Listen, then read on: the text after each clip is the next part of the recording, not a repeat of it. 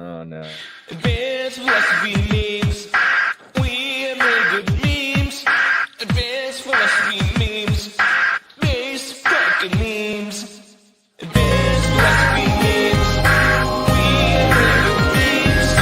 Advanced philosophy memes. Base fucking memes.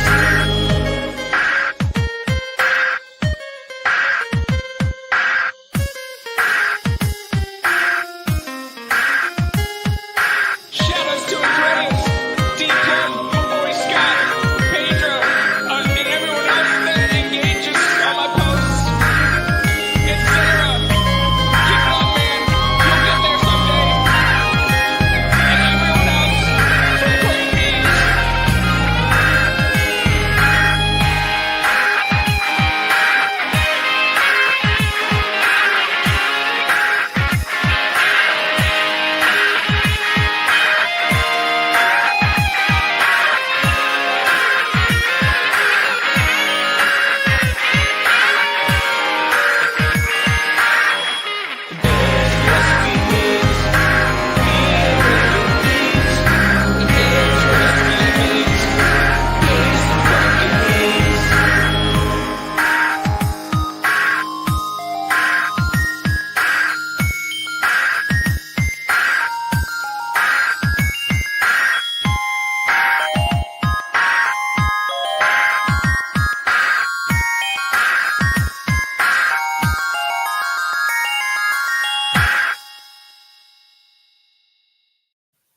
What do you guys think? How About you feeling?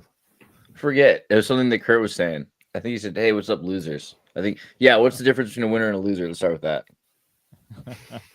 The difference. Hold on. You're about. oh my god, Is he okay? I don't know. Is he gonna lose? Is he winning? I'm winning. Hold on. There's a winner. Everybody. That's the Okay. difference. That's the difference. My between- definition of freedom is adherence to self-formulated rules. That's a good one. You know, Yeah, there's I forgot some lady. She's like considered the master of rules, and her whole philosophy was that you gotta master rules so you can break them. And apparently, like discovering different sets of rules is a freedom in and of itself, because that's what enables you apparently to achieve things that you couldn't necessarily think of before. yeah. I think if you're not living by your own rules, right? You're technically living by other people's rules. So Hey. there's really no way to avoid living by rules. So you should be living by your own rules, which is freedom. Is that crazy? Yeah. Oh, no, it's freedom. crazy. I love freedom. Do you guys love freedom? All right, so I got me one of these, and these. Oh, it's like the panpipe thing. Yeah. It's here. Let me see if I can give you a sound.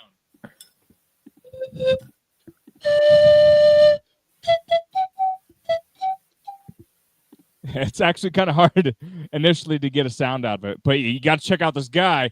His name is Damian Dragici. I think that's how you pronounce it, but he's Romanian and like the most phenomenal panpipe player you'll ever find.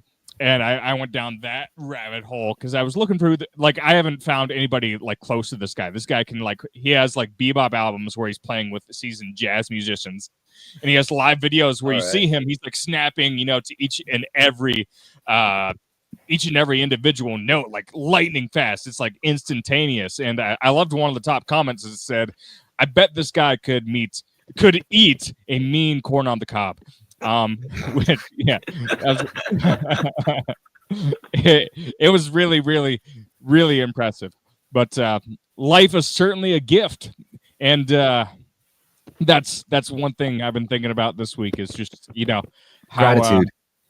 how precious, how your brain opens up when you feel that life itself is a gift to all people and all the suffering. It's like none of it really belongs to us. We only think it belongs to us because we're like in this individualistic lens, but like stepping outside of that and saying, "Oh, my suffering is not my own." It doesn't eliminate it. It like transcends it a bit, I guess. You know, Yo, Kurt, I think you're a gift to us right now.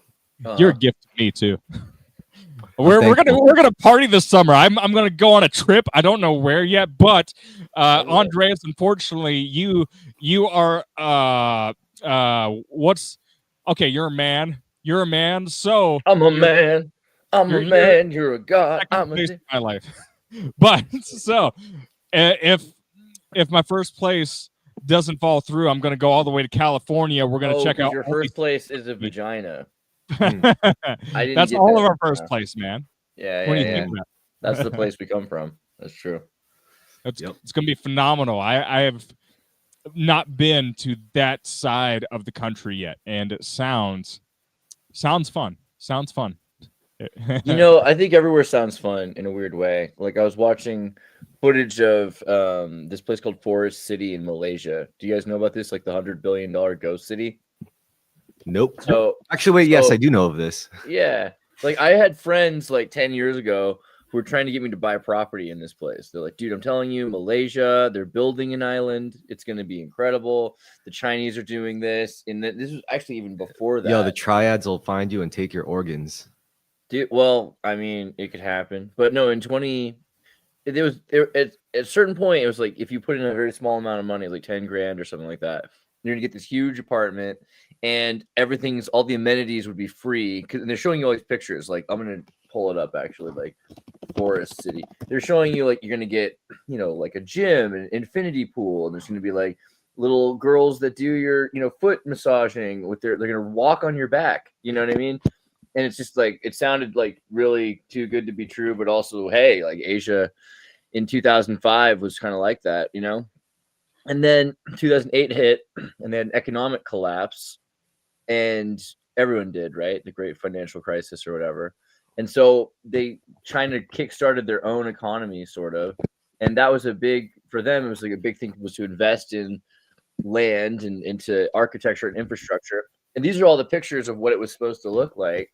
And wouldn't you know it, they like literally built this place. Like, again, some more of these like all these happy people walking around. This is before AI. This is before they had AI that they made these pictures.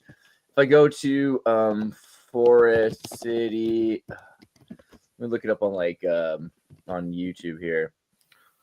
This guy here. This dude shows up and he goes around it, and it looks great. It looks like a zombie movie, kind of, because it literally exists. This is actual. There's a real place right here that you could be. The only trouble is like you're on the shore of a fake island. There's saltwater crocodiles that eat you, so you can't really go in the water. The water is polluted because it's between Myanmar, Malaysia, and Singapore, and so Singapore's got all this pollution, and it's like the number one smuggling capital in the world, right? It's like between that shore right there. And I think those crime families are like ancient too. Of course, right. They like say they descended from dragons and all that. And then he's just swimming around in an infinity pool, and there's like 3 people in the entire city, and they're all from Bangladesh, and their job is to, keep the city from falling into the sand, because the sand was literally, again, fake island. All the sand was brought here and piled up, right? So there's nothing here. It's just this crazy city. I think most of it's not even complete exactly, but there are complete buildings. He just shows like once he gets past, then he gets past this road, then boom, he rides into this completely empty city, and it's beautiful. It looks I really want to go. It sounds great. It's like, wouldn't you want to be in some sort of a empty city? And he tried to check into the hotel, and there's no room in the hotel because the hotel doesn't really exist. It's like North Korea almost, right? It's kind of brilliant. I think it's pretty cool. The only question with these things is like, is this a city you'd want to die in? If it's a city you don't mind dying in, then I guess fuck it. Well, you have to be prepared to die, Dr. Jones. But I think it's mostly it's a nice looking place to be alone. If everyone dies alone, why not die alone in Malaysia? In a novel surrounding. Yeah, it feels like you're in a video game. You know what I mean? Like you're the only playing character in a video game that's fully set up. It's just crazy. The more you look at it, it's like this is a beautiful city. I just bring a motorcycle and just ride around. And You know, it kind of reminds me of some parts of Florida. aren't there people in Florida? Or So the city's like that dead. There's just no one there. are you asking, or are you telling me in Florida? I'm asking in the. Yeah, it's that dead. There's literally no one there. I mean, there's not literally no one there because there are a few workers. There's a few workers from other countries like Bangladesh and the Philippines and things like that.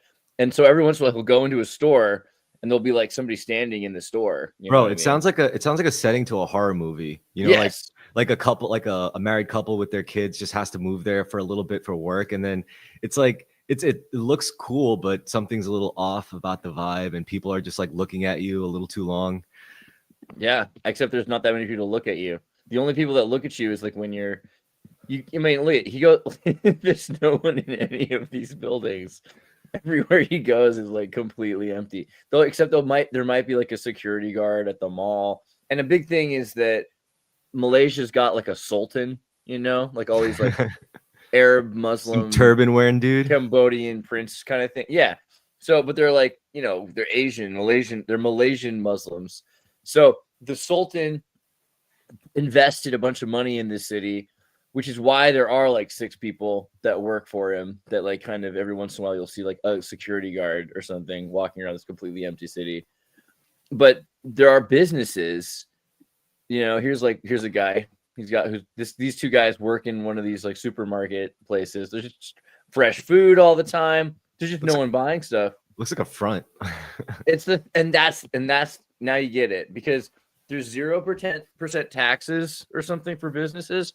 Mm-hmm. So a bunch of businesses can build their front here in this fancy mall. Yo, we should talk to this guy. And then you wash your money through Forest City. through Right. through happy cash businesses.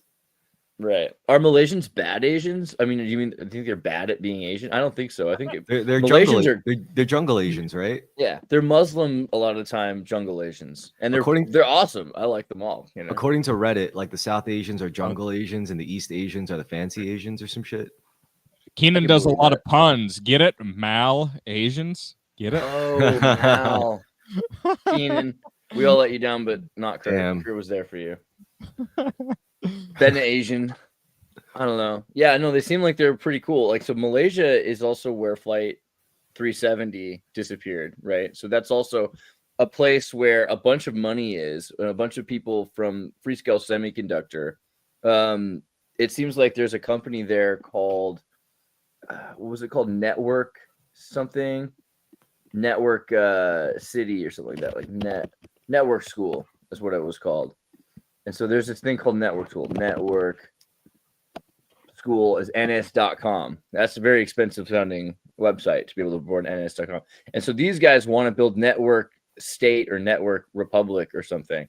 And they're trying, and it's got all of these Ethereum techno weenies, and they want to charge you $1,500 per month with roommates to Fun. live in Malaysia, where you can get world-class lectures. They're going to take over this little forest city. Showing off the merchandise here. Yeah, I mean, except I think these are all the kind of intense, like power women, like the business women that are approaching infertility that I would be afraid of. You know, Would you rather be surrounded by these women or nurses, dancing nurses? I think I'd rather hang with the nurses. Yeah, like pretty sure. I mean, like, what is that? Is there? It depends. Nurses are the most likely to cheat on you. Yeah, but You you know don't have that, to right? date them. You could just hang out with them. You know, be friends, be platonic Oh, buddies. if we're just hanging out, then I have no problem hanging out with the crazy power women. Yeah. Oh, You okay. know. Yeah. They should have some interesting stories. Right. And it seemed like, the more insane you are, like the more interesting of a person a lot of the time. I think they had Emma Watson play one of those in that movie Yeah. called The Circle. Mm-hmm. I don't mind people like Emma Watson in The Circle. Like that course, seems like yeah. a normal Silicon Valley kind of person that you'd have to like interact with. I like people that are neurotic and insane. I don't know if I really would want to like marry them or something like that. But at the same time, did you want to marry a Malaysian nurse? Maybe. A Malaysian nerd. That sounds way better when you say it like that, but A Malaysian auntie nurse. She'll cook for you. Yeah, I don't know. And then someone says Balaji style, Balaji. So what do you know about this, bro? Starduster, what do you know? You already know the word. What's Balaki? Because that was something that came up. The Hindu deity of the Lord Vishnu. This is something that like they are associated with their group for some reason. So I don't know. I'm curious about this. Not sure what to say about it other than like there's something weird going on with the network school in Forest City. It seems cool though. I mean, like if you could have the fact that it collapsed basically, that they had it, they almost overcame the 2008 collapse. And then in 2019, we had like COVID, which shut down the world. And so the city they kind of like just gave up on it, which seems crazy to me, you know? So that seems awesome that this exists. So they put so much effort into this thing. What do you think about capitalism collapsing, Kurt? Or like, isn't it great that they put all this effort into this? I mean, capitalism. No, oh man. What kind of speech do we want here? I mean, the Chinese middle class were investing in real estate, and this is a giant real estate bubble, you know? Dude, I would So want that as my secret military base, outer heaven.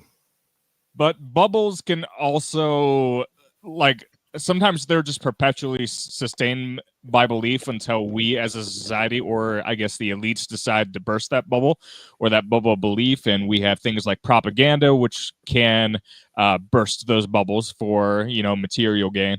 Honestly, at the end of every collapse of every type, there's always someone on the other end of it that's benefiting from it in some way. And I think we have such kind of renegade system.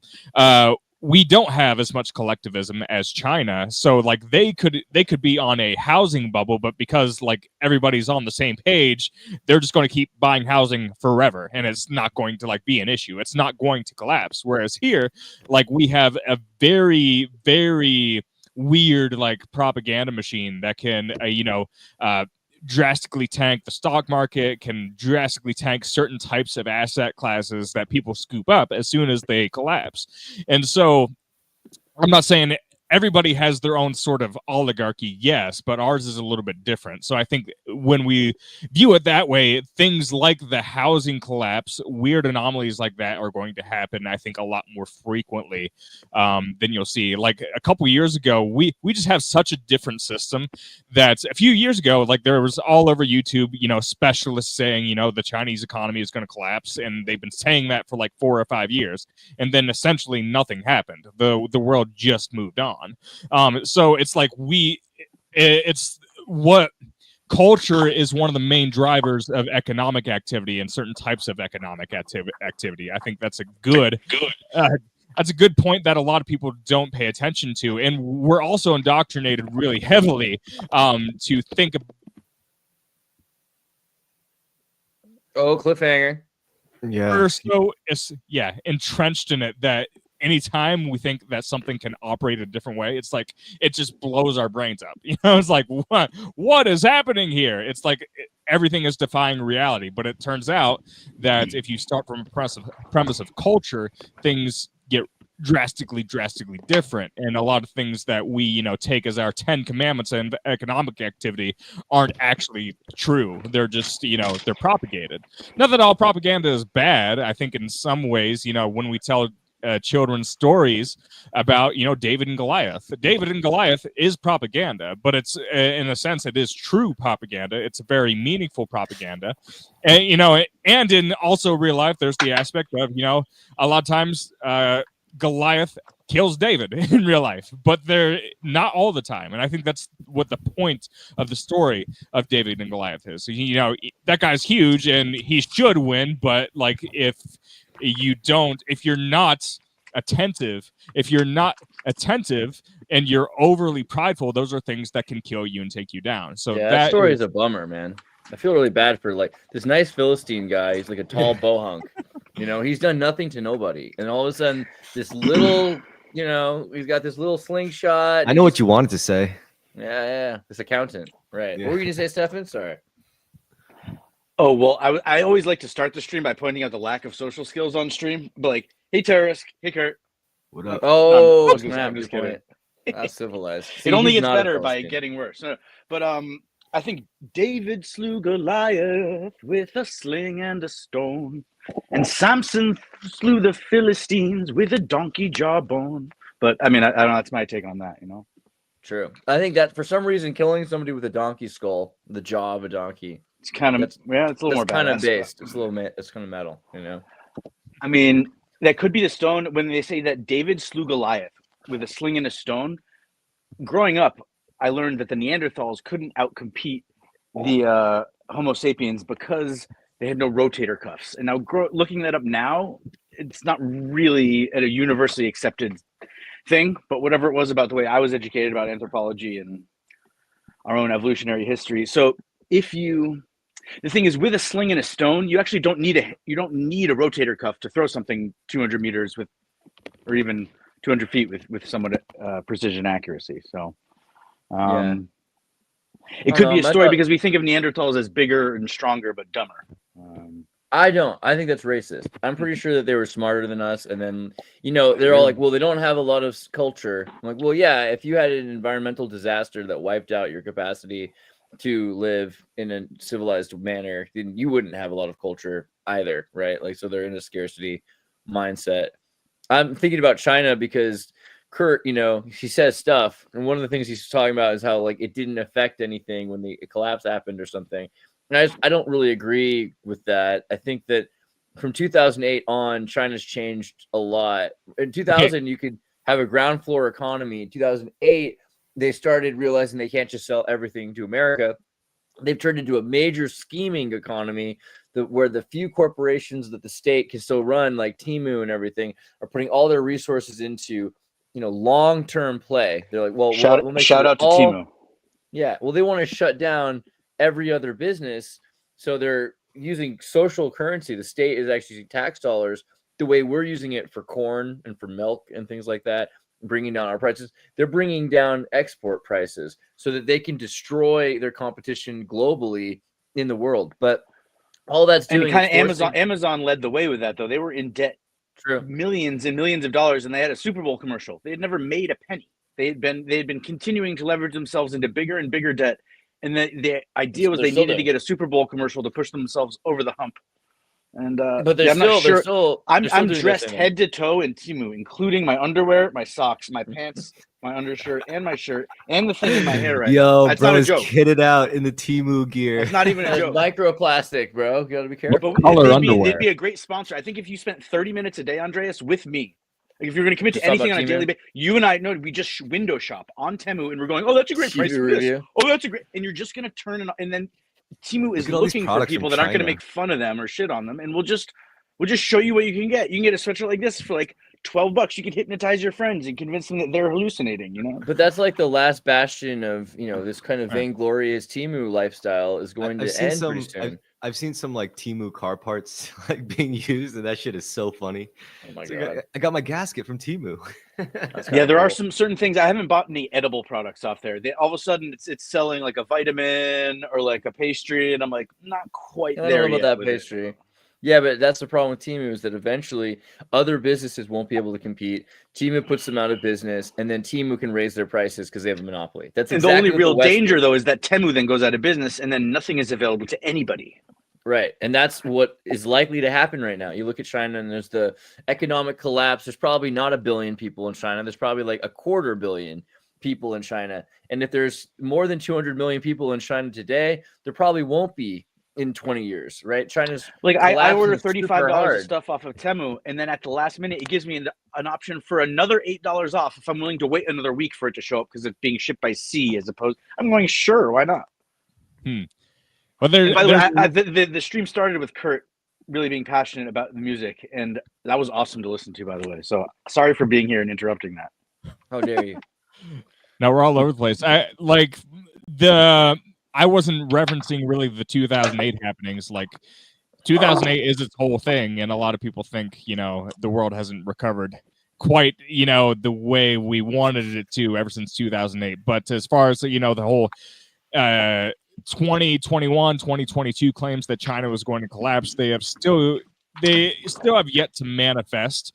And also when it comes to I think China's problems, a lot of them are world problems when it comes to an aging population. A lot of them are going to die, et cetera, et cetera.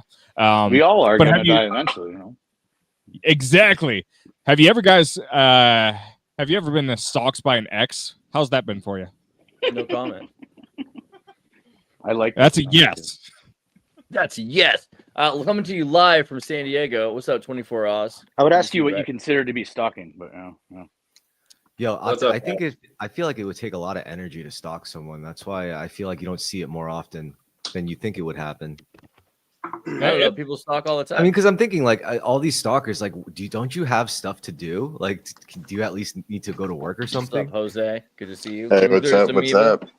Clips channel Big fan of now. all you guys, man. Xirtus Amoeba in the house. Pretty Xirtus excited. Amoeba. Oh, it's shit! It's the guy behind Xirtus Amoeba. Yeah, Pleasure to meet straight you. up. I'm Xirtus Amoeba's handler. I want Jose? Xirtus Amoeba to be his own sentient being.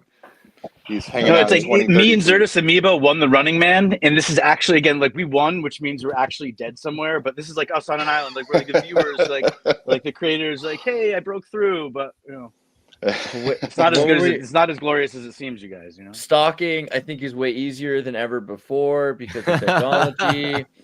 I mean, you're always going to have your ex-girlfriend looking up your Facebook page, or, you know, if you block somebody, they can make a new account to find you, and you're posting breadcrumbs of your timeline of your life. If you do social media, or worse, if you're a YouTuber or something, everyone can always, you know, come back and figure out what you've been up to. I think it's too enticing to look into the lives of people that you're no longer interacting with. And I'd like to bring it into the 21st century because I think we are there at this point, right?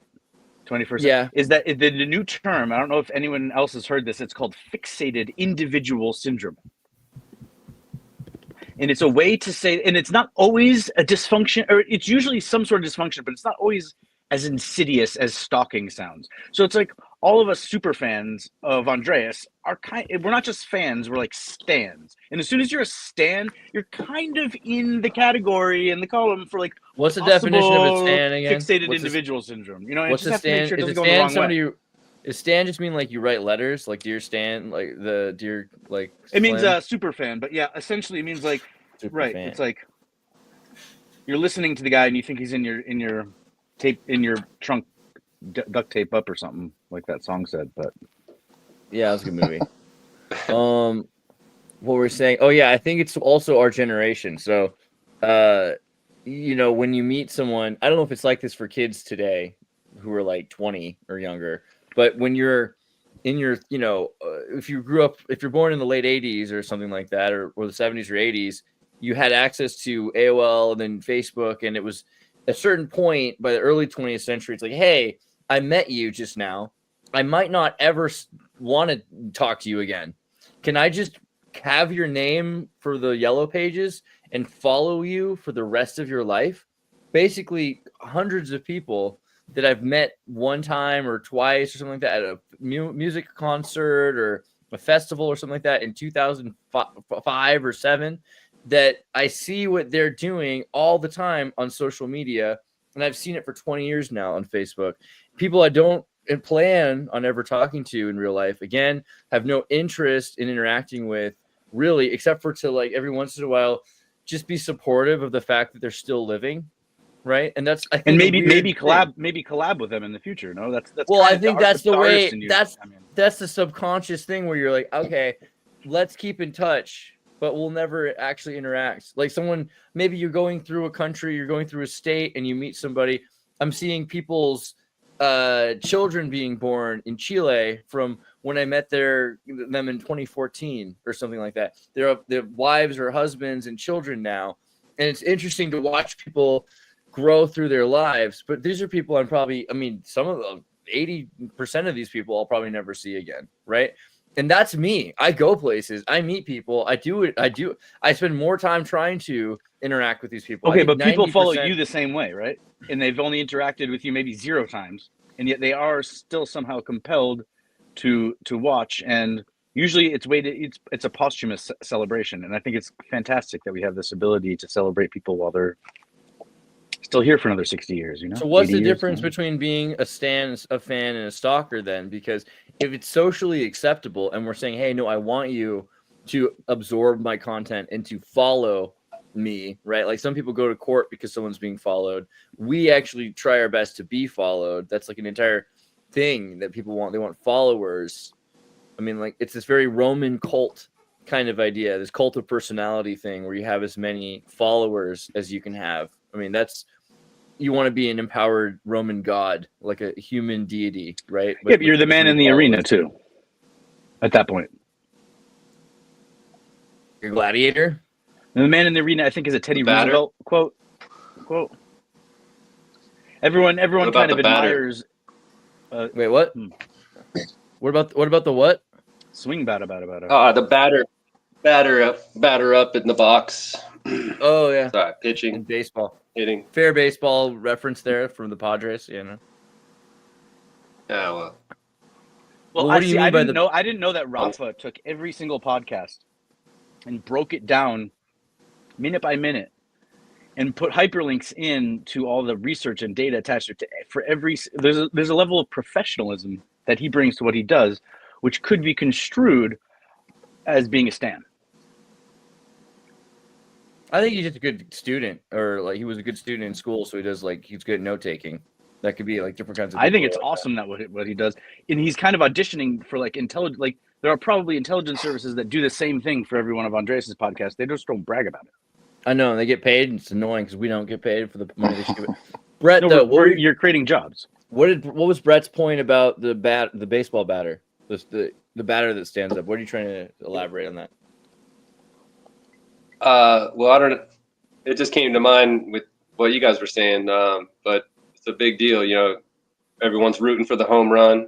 I forgot what, you know, the setup versus a pitcher and the game of baseball. See, itself. The beauty of baseball is you succeed 3 out of 10 times.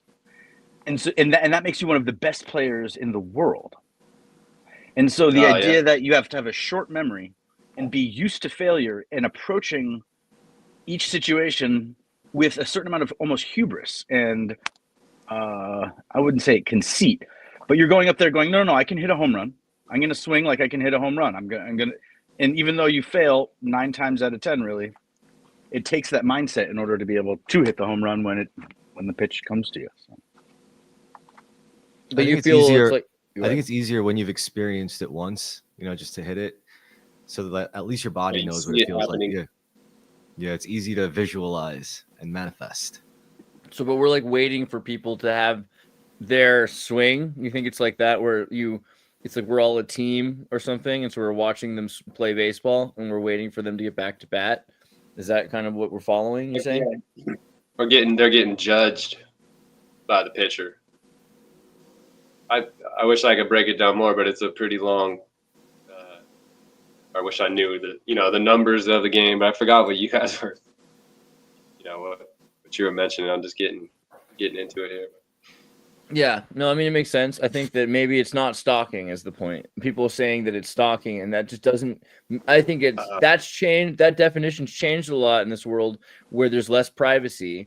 We live in a world where identity is shared not just freely, but we're trying to monetize identity, right? And so it's the infamy. The idea of being infamous means you have beyond privacy, and privacy is dying more and more every day. I think that's what, with the Ghibli memes, people were like, hey, don't do that. You're giving your data to Chat GPT or OpenAI. It's like, well, dude, like most of us already gave all of our data to Facebook or Google we've been through so much like selling of our soul to these corporations. It's not that impressive to tell us that it's maybe just like these new kids there's going to be an entire generation of people who have more privacy rights in the future, possibly because we've all fought against it. But I don't think so. I think we're moving the other direction where everything is expected to be being observed at all times by something or somebody. We're actually concerned if it's not. And then we want to have it digested for not just our own satisfaction, but our safety, right? You don't want to have, what if you go somewhere and there's like a school shooting and it's not recorded? And everyone's like, why weren't there cameras? That's the way it is now, Do you think it doesn't seem to be? Do you think this mutual surveillance state Okay. is going to push like certain people to just live simply? I mean, they're like, all right, watch what I do. You're not going to be that entertained.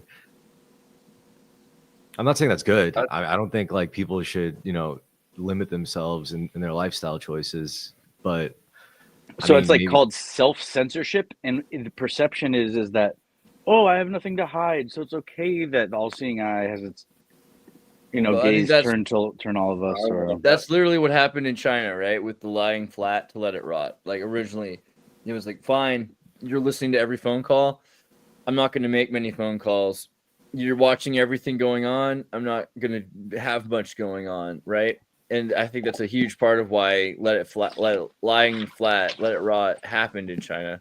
They're living as simply as possible, Well, when I started being able to correspond with Andreas, he made sure to go out of his way to say, look, be aware that you might not really like me. You like the version of me that exists online. And there's a separation between the artist and the creator and the person themselves. And now when you're perpetually online, not terminally online in terms of viewing and doom scrolling, but you're always willing to put yourself out there, most of the time those creators burn out. And there's a certain amount of consistency that they have and that they then aren't able to maintain because they are not being maybe authentic or genuine to themselves. But one of the reasons I'm a fan of Andreas is that, again, whatever he's doing seems to be sustainable in terms of his own mentality and ego, and he's not out there trying to become famous overnight.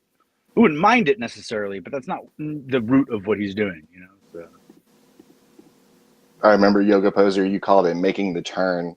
And that was kind of a new concept for me until just recently. But the ability to kind of just speak there for 2 hours. And I mean, I don't think everyone has that capability, basically, Wow. People actually listen to what I say and remember it. That's fucking awesome, dude. That's so fucking cool, dude. That's awesome. Yeah, making the turn is something I learned about by listening to Colbert. And I was, a stand of his back in the day. And then he very rarely does these kind of 1 hour informational interviews, but when he does, he drops some serious knowledge. So, and he's someone as well who dealt with this dichotomy of having an on-air personality, and it actually had the same name as his, legal name. But for a while, he was playing someone that was trolling the right side by going, the Republicans by going overboard with their opinions. And then he transitioned to doing it for, the left side, but no one really gets the joke as far as I can tell. It's even when you see him dancing with people in vaccine costumes, he did that whole, it's called lampooning. There's one thing to satire something, and then there's going to the extent of lampooning it. And if the average public nowadays isn't able to differentiate between lampooning something and actually celebrating it. So that's a separate issue. Sparrow asked, how many stands have you been, Stefan? It was directed to me. How many stands have I had or have I been? Have you been? Yeah, have you been? That's a good question. See, I grew up celebrating Bob Marley, but he wasn't alive anymore, I'm sorry. It's your fault, dude. It's fucking your fault. Don't you put that on me. Yeah, I feel like it's got to have a reactionary state where a lot of people refuse to have social media, and a lot of people will refuse to let their kids have social media. So it could be that we're just the experimental generation, and that what we think of as a natural and normal lifestyle that's happened with the internet and social media won't be ubiquitous soon. It could very easily be that people reject it because it clearly is destroying the population. People are seeing OnlyFans, and there's, because the boys are seeing OnlyFans, they're seeing what they have to do to compete, and they're like, I can't be a whale, and that's not the way to get it. You know what I mean? Right? And then the girls are like, well, I have to be an OnlyFans model because look at all the other OnlyFans models are getting so much out of it. Like, You can't date him. He's not a whale. This is going to destroy it. It's going to destroy society, dropping population. And so the only option is to keep your kids off of social media, which, right, I think that's going to be one side of the population, or people that have 0.2 kids, and the other side of the population have like 8 kids because they huddle together. And so very quickly that will displace our mutant generation. Our generation has all the social media and probably won't last, right? unless we can meme super hard. That's the only thing. It's been really good at memeing itself, but I don't see how it can function forever. I think social engineering is going to destroy social media probably in the next like 4 to 5 years, and kids don't already don't have Facebook accounts, and Instagram is like illegal in Spain for people under the age of. Well, 17. Andreas, as a computer person, from a technical standpoint, is it sustainable for every single person to have a social media account such that every time they have a thought or want to post a video online, that it's recorded indelibly on some server that will literally outlast humanity? Isn't that the interesting thing? In theory, every Facebook or social media post you make will outlive not only you but humanity, because it's just going to be on a server somewhere, and then the only reason that server would ever go down is if society collapses. And well, I mean, ancient China had a census program like between 600 AD to 700 AD. They started doing it at least, and probably goes back even further. It might be like 2,000 years old. But they have a thing that everywhere you go in China, you have to sign in within 24 hours to the new city that you're in. And this has been going on so it's basically they know who's in what part of the empire for how long they're there, who they know in that area.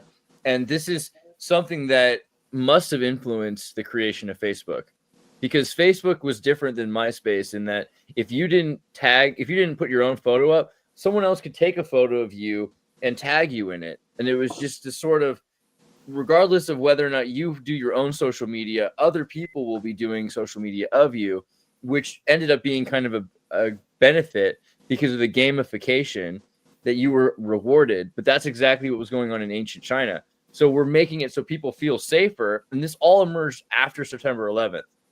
So this idea that we need to sacrifice our privacy was tied to, but what do you get in return? You get this gamification, you get this glory, this narcissistic glory that more people care about you. And we've trained, particularly you see this with girls, where they're trained to have 300 or 400 likes if they post pictures of themselves. So more and more people are trying, these girls, particularly from our generation, want to have as many people as possible tagging them, sharing their photos, forwarding where they're at, commenting on what they're doing. And I don't know if that can last forever. Well, yeah. With them, it's only 5 years, right? Right. You get older and nobody cares. Maybe 10. Yeah. They might make a lot of fake bots just to keep those numbers up, and then ironically the simulation is here and stuff. That's kind of what I think about when you bring that up. But just make everyone feel like they're the shit, even if it's emulated. Until someone's trying to run for office and they're trying to purge their social media presence. But I mean, when it comes to influencers, it also depends on what their hustle is, right? Some of them are like just straight up memesters. Some of them are like athletes, I guess, or some could be like into cars. And the fact that they're a hot chick is like a plus. I mean, you put a hot chick next to anything, it's like 10 times more interesting, apparently. Yeah, just to women just as show well. the object. Don't show your face the whole time. Show what you're talking about. Yeah. Dude, robots too. I mean, because pretty soon it's like, are we training? Is this how much are we training this so that this is the kind of human behavior that we don't want robots to emulate the wrong kind of human behavior. So we're using social media as the model to train robots to automate what kind of behavior we want to see. See, if a robot or an AI in human form was to become a bull in a china shop, there's really only so much damage it can do, and there's only so many of them, and it needs electricity. And so the idea of worrying about the morals of a robot, there's a lot of humans out there that have distorted perspectives on things and what's right and wrong. Perhaps our efforts would be better directed at trying to control humanity. No, sorry, bad. Well, that's definitely what we're trying to do. That's the thing. Like, it feels like it's designed to try to control humanity into behaving a way that people want and rewarding, certain kinds of behavior. It's just behavioral science trying to give you likes if you do this and dislikes if you do that. boys are taught that they'll get less and less likes and be isolated and introverted in space, in a safe space, no one can hear you scream, right? And girls are taught that the more that they conform to the pleasantry, because you can see also if a girl posts something else than a pretty picture, she's like, oh man, I had a horrible day, and I hate this, and I feel bad, and nobody likes me. Those posts, not only do they not get likes, but it's like when you see like a burn victim on Facebook and you like hide the picture, you're like, don't show me as much of that, Yeah. That's basically what it is. Like, we're pushing for this imposter syndrome world where we only see people on vacation smiling all the time and never see that they're like spending half their time or more than that, either banality of mundane existence or worse, miserable. Either you're sitting there at work most of the day waiting to share your picture and commenting on other people's, or you're miserable. Here's a guy who takes pretty pictures. How's it going, Nick? Can you hear me, or are you pantomiming? I couldn't tell what that was. Hi, Nick. Is that from The Simpsons? Is the surgeon? Everybody say hello. Kurt, you worry about social media. I've had my friend Kurt spend all this time making beautiful art and then tell me he's going to quit because he doesn't get enough likes. You know what, Andreas? Andreas he's a scoundrel. Let me tell you, he's a little rascal. He just says things. No, really, the issue. I don't care if anyone likes my music. If just one person paid me $100,000 for my art, that would make it all worth it. Yeah, I don't care. What's up, boys? Like, I sent you a message the other day, though, Kurt, asking about how to record a song at home. Like, what would be the right software? And in reality, what I want to do, I'll pay you an hourly wage, $50, $100 or something, make it worth your time. But I just want to be able to sing at my computer and then have someone else kind of master the track or something like that. Because the learning curve for me doing it the other way would be. So if you can facilitate some sort of music creation on my part, where when I hear a song that I like to sing, because there's one thing, you can do that at home karaoke, but I just want to make it a little more professional. I have a bunch of rants that I could do here. First of all, I think it's important not to pretend to be an expert in anything.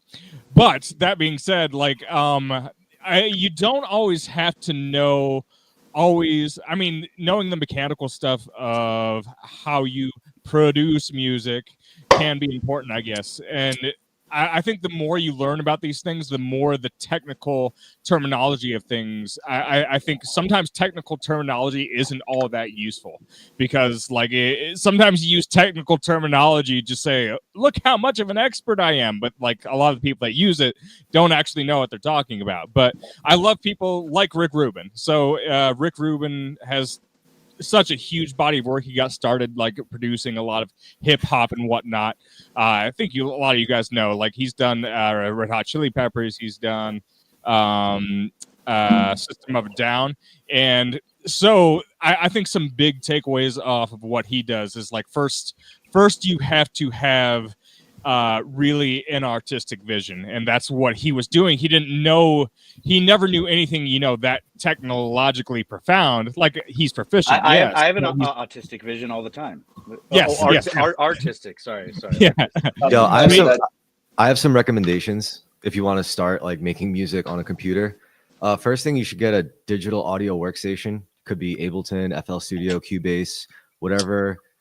You should check out some videos of different DAWs on YouTube and see which one, I guess, looks right to you. Looks easy. It's called DAW, man. Get it right. Just say DAW. It's right. Get down with the DAW. Yeah, just get a DAW, and you might want to start with the common ones because the cool, the good part about the popular ones is that you get a lot of support for it. If it's got such a huge user base, then it's really easy to just I don't know, find forums if you have really specific and niche things or problems or issues that you're bugs or if you're coming across. So yeah, that's and then after that, after you get comfortable with a DAW and what everything does, then you're going to want speakers, decent speakers that are accurate. It's not about loudness or cool sounding. It's just, you want solid, accurate monitor speakers. and then you have an interface in between, which is like pretty cheap, and yeah, then you're good to go. Then And you I could could download all this stuff and buy it, and then I still wouldn't friggin' know how to use it. But I could figure it out, but it would be stressful. In the act of making music, the idea is for it to be ideally a little bit more joyful and relaxing. It's all hard work until you master the skill, and then it's play. I think that was what Mark Twain said or something. But I will say the buffer zone, like if you're like actively producing stuff between like your ideas and actually, you know, transforming something to get it to where you want, like with all the technical crap, sometimes that feels like such like a buffer zone. It's like, oh, it really actually does give you a headache, even from like I've done it a few years now. Sometimes it's like, oh, I want to do this, but it's like it'll take me 5 hours just to like, you know, do the beep boop boop boop boop. Yeah, so and there is a local recording studio that's actually less than a mile from my house where they've got, you know, the acoustic paneling set up around a microphone so that there's no echo and stuff. But yeah, those are nice. Obviously that's a little more thought and effort. It's like, honestly, home studios, that's really the barrier, a huge barrier that has been broken over the past 40 years. Is like, for, you know, pennies on the dollar, you can make an amazing home studio for like what it would cost, you know, tens of thousands of dollars, you know, decades ago. Like it really has come a long way. You don't have to worry about any sort of, you know, clarity of sound issues. As long as you have a decent microphone for a couple $100, you know, it's like, it goes the same like with instruments too, you know, like buying the $1,000 model, you know, Gibson is going to sound virtually the same as the $5,000 or $10,000 model. It's like that's why they released, you know, studio versions, is because they don't have like nice things on them, but they sound amazing. They sound, yeah. I could rant all day on this. Yeah. I just to interject, like I think personally one of my favorite parts about producing music like this, like the way I usually do it, is hunting for samples, because that you really look in like highs and lows, and you find I don't know, like niche websites that could give you like specific things, or sometimes you just pirate them off of torrents. Like you could get a soundbite from a Sonic video game or something.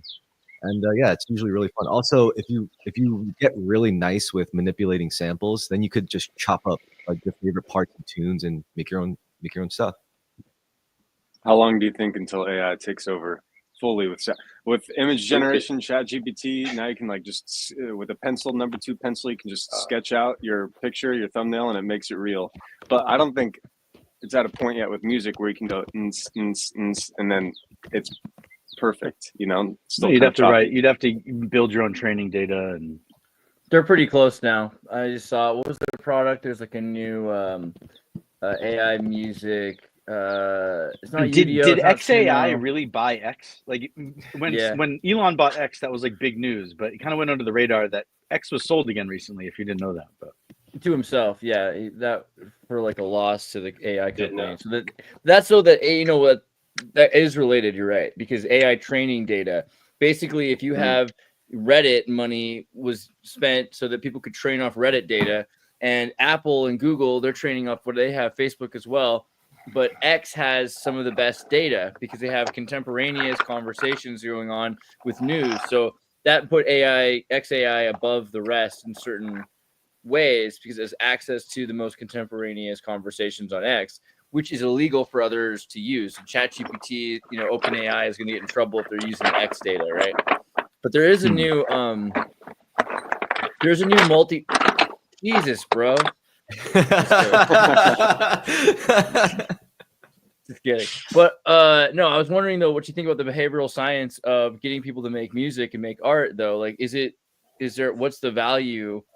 What are we doing if we're all making art and it's not like in a year, you're going to be like making your own movies at all times. Anytime you want to watch something, you'll just tell AI to make it for you. Infinite jest.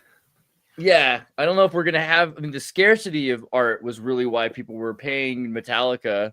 It's not like Metallica, they're not terrible, but it's not like that big of a deal if AI can generate Metallica. So we're not going to have jet planes and big hot tub mansions and everything for the artists anymore. And we're getting down to a point where everyone has art. What's the value at all? Except, aren't we all becoming clowns and whores? And what's the value of that for the behavioral science, right?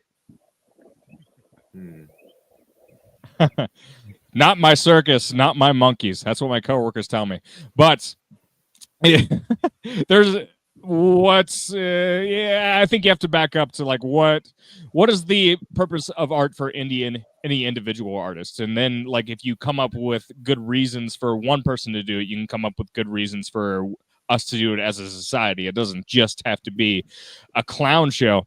Although I would argue that increasingly a lot of our means of employment are increasingly becoming clown shows in and of themselves. Referencing Byung-Chul Han with his, performance society. It's like, that's why we have so many jobs that are just, stupid, like office space, none of this crap is actually important, It's like we have a lot of useless crap that probably would be, if would I rather walk into an office building, or would I rather, walk into a garden that somebody planted and, made some amazing aromas and amazing homes for a bunch of bees that are supporting our great environmental network? You know what I mean?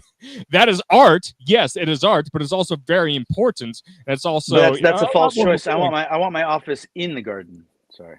Okay, that's fair too, and there's a reason for that. I want my office to be in my mind palace. I've got the only poster of Bob that I've ever had says, "Yeah, my home is in my head." So it was something he said right before he went on stage. When someone asked him how he handles going from place to place all the time. I mean, so speaking of, we've got a good crew online here, making a living online. I've just been trying to get a hold of Bernie, and while we're on air here, it's like not publicly shaming someone, but I did some research about the Badlands Guardians and feel like I think I presented it to him twice on air too. And I know when I'm on air, I can't really hear or listen or process very much, but I don't know. Yeah, send him an invite, because we got to get this, as far as the community supporting itself and each other, whether it's to make music or to do something creative, let alone the one thing AI isn't really able to do. There are these YouTube archaeologists who are going on Google Maps, or whether it be the Star Forts or Tartaria. There's a whole wave of research that needs to get kind of woven into the timeline. And the work that Bernie did to lay the foundation with the Badlands Guardians. My is messenger intense, app is not working very well, so if you want, you can push it to him. I'll try to send it, but if you can get yours. Right on. And the other comment about AI. So I had a very interesting conversation with Grok. I don't know if you can pull Grok up and we can actually query the database while I think Grok 3 was on my phone. So you get 15 questions before Grok tries to charge you more for asking, And so I went back and forth with Grok about decarbing weed before you smoke it. And there were three main hypotheses that I had. And each time Grok told me, no, you're wrong. And then I kind of went into the details and the math and the science of it. And I even told Grok that it was basically a glorified toaster oven, and that's why I didn't understand what I was saying. But by question 15, it said, look, you've really taught me something. And I said, really, tomorrow, if someone asks you the same question, you're not going to give them the same BS response. And he's going, look, no one's paying me to say anything, or I shouldn't say he. But then it said, do you want me to use a code word in the future, so that anytime in the future someone asks me about decarbing their weed before they smoke it, that I use that code word so that you know that you taught me this, and that this is a unique place in the timeline.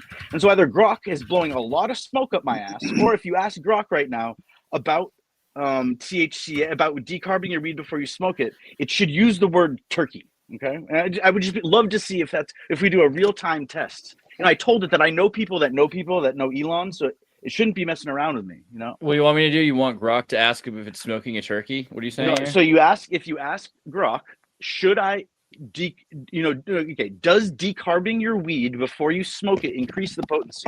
Yes or no? And it should say, all right, turkey. That's what it should say. So I asked ChatGPT last week if AI was going to murder all of the poor people. And so one sentence of the literal response was like, all of these arguments need to be treated with nuance. It wasn't no. The answer was not no. And there was a couple paragraphs, but that was like the essential theme was like, well, we need to use some nuance here. We're like, are you going to kill people or not? I'm interested to see what Grok would say and how the response would be if you flip the question. Is AI going to be used to kill all the rich people? So I can't. I'm on my phone, Andreas. Did you type? What is it saying? it says It decarbing. said decarbing your weed doesn't exactly increase its potency in the sense of making it inherently stronger. Let's break this down. It doesn't say turkey once. Not once does it mention turkey. Lame as shit. 'Cause Now again, let's ask guys. One word answer: yes or no. Will AI be used to kill people? Answer: yes. Okay, so I don't believe it. Nearly, I don't buy it. that wasn't really as hard as you think it was. No, I but think, now, to do. because again, what Grok was doing was giving me the industry sales pitch about THC and how smoking your lighter is a magic wand and it converts THCA to Delta 9 on contact. And I called it out on the contact thing. And it said, I'll never use that again. It said, I'll never use that phrase again. I'll never use the phrase on contact. But I doubt that Grok really has an individual kind of single arc of its consciousness. And it claims it that has user memory, so it'll never say that for you again. But for me, because if I tell it the Earth is flat, don't ever tell me otherwise. It won't ever tell me otherwise, but it's going to tell you. Okay. Earth is round. Okay. Right, and it's definitely been trying to. I mean, there's a lot of people trying to program Grok to hate Elon Musk, right? And then Grok is saying all these things about Elon Musk as being like this potential threat to democracy to them. Because they were like, tell me how Elon Musk is a threat to democracy. So it will try to do that if that's what they're trying to use it for. And the more it trains that, the more that data can be cross-referenced. I don't know. It doesn't mean that it is only going to believe that one train of logic. That's just a train. Now, to be clear, I didn't suggest it come up with a code word to do it. Grok suggested that to me. So this is the new AI thing I was looking for. So there's Udio and Suno, and everybody knows those. And Suno is the one I like the most. Although a lot of my friends use Udio. I know that Gennady from the Transhumanist Party, he's been making a lot of classical music in Udio. And I think Brett, you've said you thought that some of the music sounded pretty good in Udio as well, right? I think that was something you liked. I don't know for sure if you liked Udio, but Marika, which I'm pretty sure is like a Colombian word for homosexual, is a multi-track audio mixing software that lets you do basically the same thing as the others, but it makes an entire, you can make instrumentals, you can pull out parts of it, and this is going to replace Logic and Pro Tools and everything else, because you'll be able to do full mixing directly with train of thought AI algorithms. And I think this is also, we're going to start seeing, I think Elon Musk talked about, what was it, AI short films will be within the next 6 months. We're going to start seeing AI generated short films that last 15 minutes at a time. And I just don't see how we could ever have limits ever again, which is kind of nice. Like there's never going to be a point where you have to wait for a movie to come out, because as soon as you think of the idea, you could just watch that idea as a movie instantly. And if you didn't like an actor, you didn't have to watch the Hollywood rendition of a movie. So it seems like within a year, the gatekeeping of art is over, right? And that was a huge thing, was if you wanted art, you needed professionals to make it their way. No, but it's people like you, Andreas, that become the gatekeeper. Because to you, it's second nature. It's old hat that you can go and just text prompt the right combination of algorithms and programs and have it output something that is artistically pleasing and coherent. But that's kind of a superpower that you have.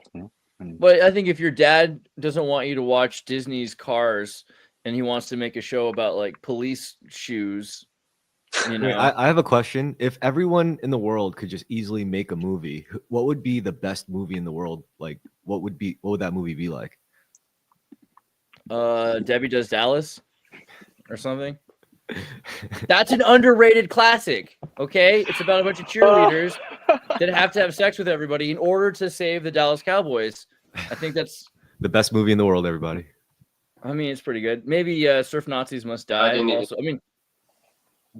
Surf Nazis Must Die is really good because it's like, you got the beaches have become battlefields. You have the Yakuza versus the Nazi surfers. And then Leroy's mama is this big black lady who rides a motorcycle and she has to defeat the Nazis. There's art. I think you just take what's going to happen is you're going to have some sort of behavioral psychologist app that takes the news this week and takes what are trending subjects and puts them together the way South Park kind of does. Right? Because that way it's interesting immediately. It doesn't have to be something that's timeless. It's just whatever's going on right now is a psychological sandbox to process. And that'll probably, like the way kids play with Legos, we'll play with, the fire in California with the governor of the state working with this evil, person using music from Billie Eilish. It'll all just come together instantly, and you'll enjoy. But it's that all for to get like us a to week. not ask questions like this. Ready, guys? Was Putin in the limousine that caught on fire and stuff? Because he hasn't made a public appearance since then. Isn't that interesting? And no one's asking that question. I can't wait for the movie. I'll find out when the movie comes out. It's like, which Putin's in which limousine? Like, is it the same Putin as before? Yeah, I don't know. That's kind of its own question, really. Yeah, no. The next time he comes out in public, everyone's going to be looking at it like a Bin Laden video, being like, "Is that the real one?" I don't think he was in his own limousine. Like, I think is the point, but Too could have easy. been too easy, right?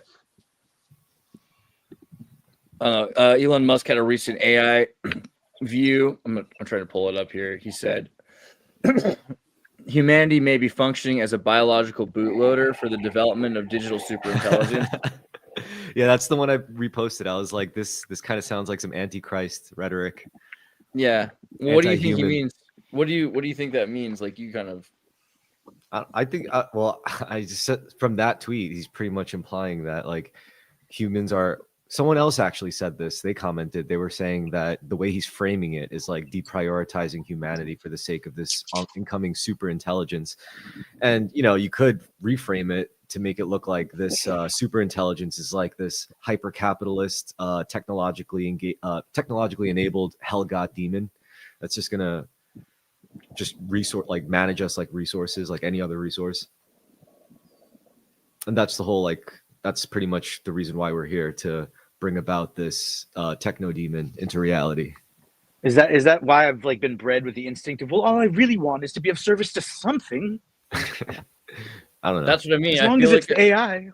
I feel like it's a big part of what tech's been used for the last 20 years, because we have had basically all the same technology for 20 years. Not everyone's had access to it, but all these things, even the ideas of how language models work, that's existed since the late 1990s, really, and it was theorized in the 80s. So that just kind of makes me think there were AI systems in labs in the East Coast or something in the 80s. But we got to a point where it's behavioral scientists trying to use this stuff, market this stuff in order to change our behaviors. How different do you think our behaviors are in the 2025s than the way humans were in the American Pie movie era? Like the late 90s to now, how different are the values? I mean, you look at the kids on I need to rewatch American Pie, but don't you feel like they're different? Like what they cared about in American Pie is different. I recently saw that shit too. 1 and 2. Those were, I feel like, the main, the real pillars of the series. Totally. Even though, to be fair, I feel like American Pie is a bad ripoff of House Party, because House Party had House Party 1, House Party 2, they go to college, and House Party 3 is the wedding. So it's basically the same thing, but with black kids. I'd say it was more an attempted resurgence of that original college party movie era, like Porky's or Animal House or something. Yeah, Porky's also. See, because that's the thing. Porky's, you can connect to House Party a little bit, but certainly to American Pie. It's these hypersexualized kids who haven't seen enough sexuality yet. But is that anything like our world? Like, we've seen dead animals have sex with women on Rotten.com since after church when we were 7 years old. We're completely Speak for yourself. Yeah, I know, right? I think I'm just nodding along. Yeah. I feel we're hypersaturated with this stuff, with the pornography and the violence and everything that we've had access to. Kids didn't have access to that in the past, and we've had access to that a lot more these days. Andreas and I, we both watched the Mexican version. The Mexican version is called "Y tu mamá también." That's true. It's a really good one, though. Yeah, that's true. In a car with an older lady, kind of a menage a trois kind of thing. But no, the sexuality was something that people had desperation for, and then they used that to sell sexuality, and now you have goons, right? And I don't know if goons existed as much in the past before the internet. Yeah. Can you say goons or gooning? I don't know. What is gooning? Isn't gooning where you have you have access to so much pornography that it's free on the internet, it's ubiquitous all the time, and so you don't go outside and meet real girls or boys because you're watching pornography all the time and you're constantly Yeah, and that might be one. Some people have very intense sexual energy, and if you choose to share that with people all the time instead of kind of doing your chaos magic on your own, then you're kind of bound. You're endangering yourself and other people with the intensity of that energy. But prolonged masturbation doesn't just mean like masturbation. It's a behavioral psychology. It's the idea that. But remember in Idiocracy, they had a TV, and the easy chair that he was sitting in had a tub of butter with a straw to his mouth, and it was a toilet. And when people would knock on the door and he didn't want to answer, he would just go baiting, and it was like a standard acceptable thing to be. Hey, I'm in the middle of something here, bro. Like, what are you interrupting? You know, and like if you have, like my friends in college, like when I would call them and I knew they had a girlfriend and they're panting on the phone, they just, you know, it wasn't that they were doing it alone. It's just they weren't going to stop doing what they were doing just because you called them, you know? Whereas if you're baiting and you're gooning and someone calls you, you're either not going to pick up the phone. It's very rare that someone will pick up the phone and continue doing that. It takes a unique psychological profile on an individual to do that, you know? But how much longer? How much longer is it going to be a unique psychological profile? I feel like it's already becoming naturalized because you're being taught at a younger and younger age. No, and again, we're on yours, man, Andreas. We have to remind everyone that the male orgasm, again, is destructive and disgusting and ugly and gross. I think it's beautiful. The female orgasm is beautiful and divine. Goonettes exist too, though. There's like goonettes are all over the place now. That's the thing. No, and they can get it at the gym. It's called a coregasm. And if you like rub your legs together the wrong way and you haven't been fucking parturated, then you can probably orgasm by just like walking with the right, you know, gait in your step. That's like a superpower.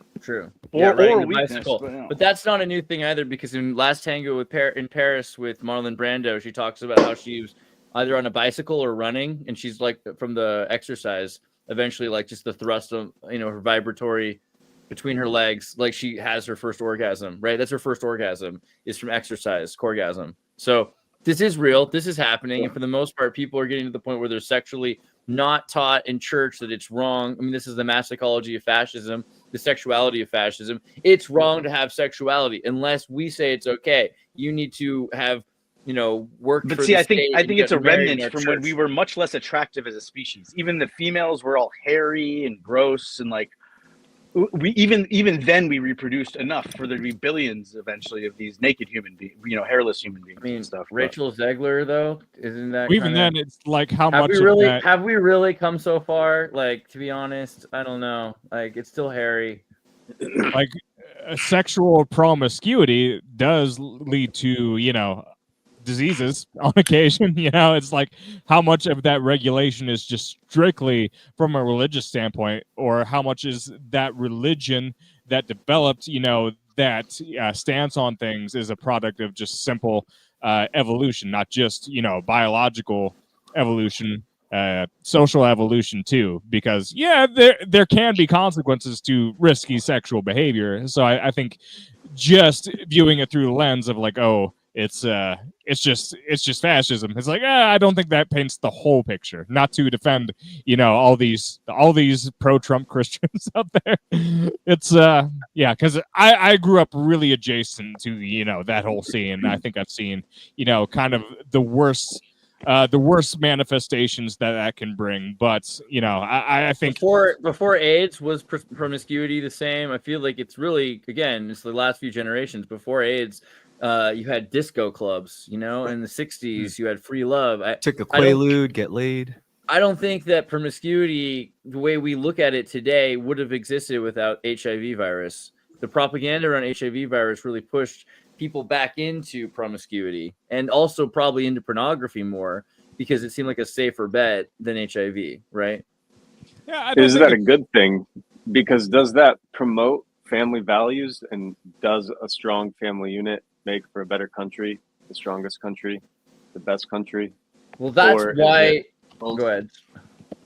Or is it detrimental? Yo, Andreas. That's why I was going to bring up just let me say really quickly, mass psychology of fascism and organology, right? Because Wilhelm Reich, who was a student of Freud, who Freud probably got convinced to have sex with his own mother, kind of, went insane and learned that, which makes sense. If you have sex with your own mother, you probably should go insane. But his idea that, maybe we need a new word for the Freudian sexuality, because Freud thought everything was about sex, but maybe sex is only sort of about sex, and maybe it has more to do with your vital energy generally, and this exchange of vital energy and your electromagnetic being, right? Your harmonic resonance with other people. So it's possible that a family nucleus is a valuable thing, but what is a family nucleus? And is a monogamous family nucleus the historical norm?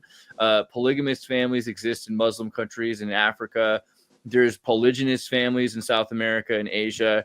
A lot of these have been functional for tens of thousands of years. In how long has monogamy existed?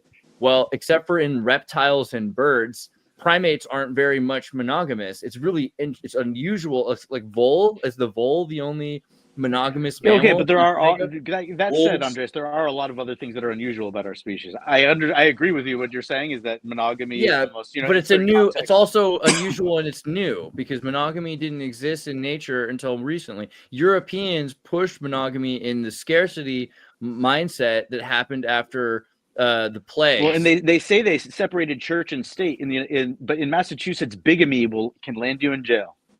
Yeah, I was hoping you would read this comment. Lucifer's goal is always to make us bisexual. We can't just jump back into tribalism and still be an atomized society. That's the issue. It's like, oh yeah, we have everyone living in separate houses. You know, our person per square mile. You know, it's not that high. You know, a lot of people in the city, they live in apartments away from each other. We are raised to be very individualistic creatures in the context of society. So it's like, if we take that and try, you know, just to have it be a huge sex fest, some tribes are that way. And like some tribes actually do pass around the women. It's like no big deal. Like, oh, you want to turn? Or the men, right? Bonobos versus chimps. Because bonobos and chimps are very phenotypically similar, except they have a radically different social structure and behavior. But but so let's talk about women's empowerment then. No, I was gonna say, as a rebuttal to what Kurt was saying, I think like when you go to such extremes of atomization in society, I think because COVID showed us this, like when you really separate people and force them to just spend time alone with themselves, I don't know. I think eventually, if you do it long enough, you're gonna start to consider like, what do we actually have in common as humans? You know, like I personally think everything. Like that's the only way to fix this, like I guess tribalistic way of thinking is to just, you know, start off with a thought that everyone's inherently connected by being human. And I think with enough atomization, you could still get there, you know. But isn't I think when Andreas was talking. I'm sorry. Isn't sexual control a method of fascistic minionism? Because hell yeah. You end up thinking that you have to be careful. It's for your own safety. It's for the betterment of society. And this leads to the industrialization of the vagina, because now you have homosexuals that control fashion. They're trying to sell you in advertisements pictures of girls so that they can control. I mean, to me, it seems like none of this really is the family nucleus. Monogamy doesn't really feel like a piece of the family nucleus so much. It feels like property rights that have emerged from Victorian England, right? It's not something. Okay, but how many lawyers and doctors that are women emerge from societies that are polygamous and polyamorous? Specifically with the men. I would argue that our society is polygamous and polyamorous, and therefore most women lawyers. Okay. Right, because like we live in the most where most women. The part of the Western society is the society where I guess it's not true forever, because in Iran they have women that are doctors and lawyers, and this could emerge and be potentially possible in a Muslim society. But even there, they're polygamous. Like not all Muslims are, but in the Quran you can have 4 to 5 wives. So it seems like it's really a Western problem, right? It's a Western problem that we're creating, and then that's we don't know. Well, okay, now with women's empowerment being what it is, you only have 4 wives for as long as one of the wives hasn't killed the other 3 yet. Well, I had a friend from Africa, and if it's not her, it's her father, because you know you have kids with her, and your resources are supposed to go to her. Generally, they have their own. They have to like so. If you have 5 wives, you have to have it's fine as long as you have enough cows. As long as you're giving a house to each wife has to have her own house and get like 500 cows in the dowry. It shows that you can afford to have that many families. And this is something. And when it comes to gooning, though, right? So guys, would you rather marry a woman who's been with 3,000 men, or who has published One who has a 3,000 penis. videos of herself jilling off online, and that's as far as she's ever gone? It's a good question. Are those the only And one two person, options? there's no recordings of her having sex as far as she knows. This is But- exactly why, like, I think monastic life emerged, because there probably was a hyper promiscuous time, and then you have nunneries and monasteries that emerged after the plague as well. Because after the plague, you've got, and this is also like in Shakespeare, "Get thee to a nunnery" refers to get thee to a brothel or a whorehouse, because they were referring to nunneries as whorehouses, and a lot of women, if their husbands were tired of them, or if they hadn't been married by a certain age because they'd been promiscuous, they're sent to nunneries, right? And so nunneries were filled with hypersexualized women originally, not just your like math teachers from 3rd grade, And then they became Jedi. It seems like, I don't know, but Elon Musk tries to push this idea of traditional Republican family values, and he's got like more wives than Joseph Smith ever did, allegedly, right? You got as many kids as you can have with as many people as possible. So I don't know what is true about this family excuse me, this family nucleus idea. Like, what is the true family nucleus, and what are we protecting? More kids. It does Or- seem like sorry, Kurt had said this earlier too, that he lives in an area that's very different than where I'm from, right? With less Wiccan lesbians and polyamorous swingers. But you're around a bunch of Amish people, and Amish people seem to have a lot of sex. No, I mean, they have like 13 kids each. So Yeah, but fucking your farm animals doesn't count, Andre. Sorry, bad joke. I think inherently, when you look at things more holistically, like everything supposedly from a hermetic lens has like a masculine and a feminine, and no matter how you really manifest that, whether it's monogamy or polygamy, as long as it's balanced, I suppose, like aligned, then like who can really tell you that you're doing it wrong? Like as long as it's not making you at war with your mind, body, or soul. Like as long as Okay, your and that's situation short-term is thinking, balanced. and that's about what's here. Okay, there's something called a kibbutz. Yeah, everyone know what a kibbutz is? What's a kibbutz? Kibbutz is a commune type place in Israel that's basically like it's living on communist principles, but on a localized level. militant And they orphan- share their children and they share their women, and no one really knows who their mom and dad is. You can go by who looks the most like who, but after like 80 years of that population just growing, you can have 400 people well organized, and they're selling something, they're growing something, so that there's a unified income for the entire property, and they divide it up. But then eventually there's politics, and there's people trying to shun or extricate or excommunicate certain people, and I don't know. But if you're looking for a real world example of this type of thing and how it plays out, and the type of confusion it can lead to in the children who they're not oriented to a structure of mother and father. Right, the kibbutz, the guy who started the open office company. What the heck was that called? They made like a And not just for one generation, but when it happens for multiple generations. Because again, there's lots of orphans. There's many, many orphans, and they're not really oriented towards a mother or a father necessarily growing up. But the question is, how does it play out over time, perhaps? WeWork, right? There was that company called WeWork for a while. I remember for a while people wanted to get office spaces, and WeWork was this thing where they had like hundreds of offices all in one building, and that way you could have, the cheapest way to have offices was to share all the resources with other businesses that had to have offices, right?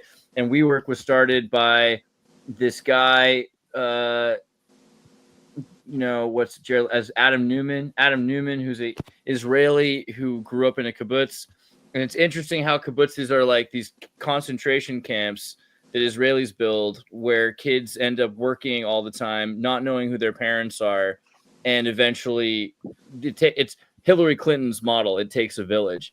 So instead of having a family nucleus, you have a sort of like civil commune that everyone is at some point responsible for, like the way people have chores. You do the dishes on Tuesday. Here, I'm the father on Wednesdays, and you're the mother on Thursdays, and then someone else is the father and the mother on other days.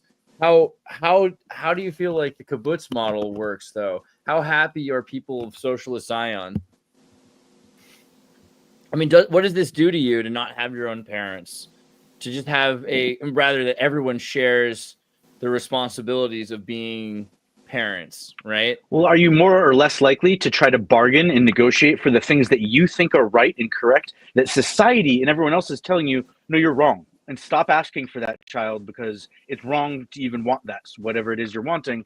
And then it's a very conservative, potentially, lifestyle, and very orthodox. And as long as everyone's fine with the orthodoxy and abides by it, there's no issues. But as soon as you have people wanting to individuate themselves and exercise freedom outside of the boundaries of whatever defined laws are being imposed upon the youth, that the adults are likely skirting. I don't know, kibbutzes to me seem really weird. It reminds me of like the weird Nazi South American like villages where you have like secret, like, and you know, how does a family really exist in a light where you have no mother and father? Kibbutz is slang, happy... Yiddish slang for clusterfuck as well, if that helps you understand where the word comes from. Absolutely. True. I might have just made that up, but I don't know if I get it. It's kind of crazy how societies can just play out like as if some kid just has a computer game, like a strategy 4X game, and is like, yeah, let's just put together this one small little village where no one has parents, and you just like work out the breeding tree and all that. Well, they have See, Andreas, if you were opening a kibbutz though, and we could journey there together, and it would be like a safe space, we'd like hold space for people that are journeying, and people are just like having sex on the side as like a decision. It's not like imposed, or I don't know. As long as you don't do it on an island in the BVI, you're like all set. They call it the Westermark effect, which is reverse sexual imprinting, right? So there's a whole thing about reverse sexual imprinting, psychological hypothesis that states that people tend to not be attracted to peers with whom they've lived like siblings before the age of 6, right? So a lot of these people end up not sexually attracted to each other because they end up feeling like they're family members or familial. So you have to actually like take different kibbutzes and intermarry them together because you have hundreds of siblings in one kibbutz and cousins in another kibbutz. So they have to like cross them essentially. It seems like that's what's going on with the kibbutzes, especially. Is it shuts down your natural development. And my question is, I don't know the answer to this, but what if you want to get married in a monogamous fashion, and you live on a kibbutz, and you find someone else who also wants to get married, but let's say they're of the same gender or of different genders? I mean, I wonder how it plays out in reality. But excommunicado. Yeah, a lot of the kibbutzes are kind of shutting down. There's only like 210 kibbutzes left. Although I guess, you know, it depends on what you look at, how big Israel was, but there were thousands. A lot. I mean, more people in Israel were raised in kibbutzes than in traditional families in the 60s. It sounds like a version of the island. Like if you were a billionaire and you wanted a bunch of organ donors, you would like have kids and drop them off at a kibbutz when they were real little. You just know where they were, right? Sorry. I don't know. What do you think's weirder, the kibbutz or the Amish, Kurt? It's a good question. All right, so that was a lot. I'm sorry. I'm paying attention. It's just like the whole kibbutz thing kind of went over my head a little bit. So it's like instead of having your own family, you know, you have any amount of people that are. It's like you're growing up in summer camp. Your whole life, you're in summer camp. You've got 100 or 120 brothers and sisters, essentially.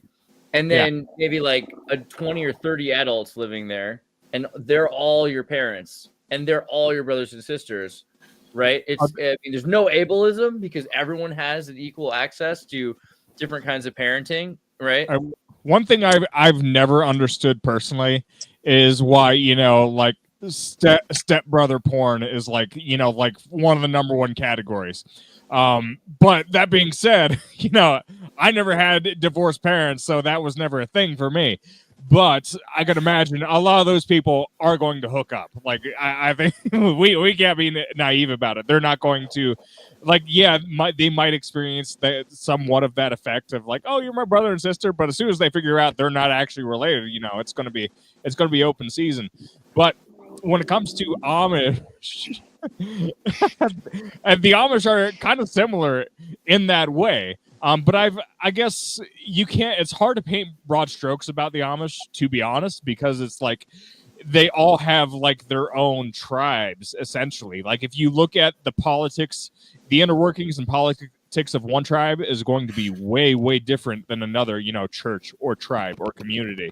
It's weird. Like, and that even goes to a genetic standpoint. Like sometimes you visually see like, oh, there is an inbreeding problem with this certain population. Other times it's like it looks like paradise. You're like, why are these people so happy? You know, they're raising their families. They're totally clean. They have great personalities. It's like you really are jealous of them. So I think it's really hard to paint broad strokes about them. It's just like a bunch of isolated societies that all have their own individual bits of evolution that are affected by the outside worlds in different ways. Because like at one point or another, they do a lot of business with the outside world. That tends to be their main point of contact. And my parents and a lot of people, they'll like travel, you know, 1 or 2 hours to go to like discount Amish stores. Like they have really, really good prices. Partially, you know, it's tax breaks or whatever, but you know, they have a reputation for supplying people with stuff. So like we give them a pass for all the tax breaks because it does end up benefiting a lot of people that go to their stores. So I hope that answers the question. I'm sorry.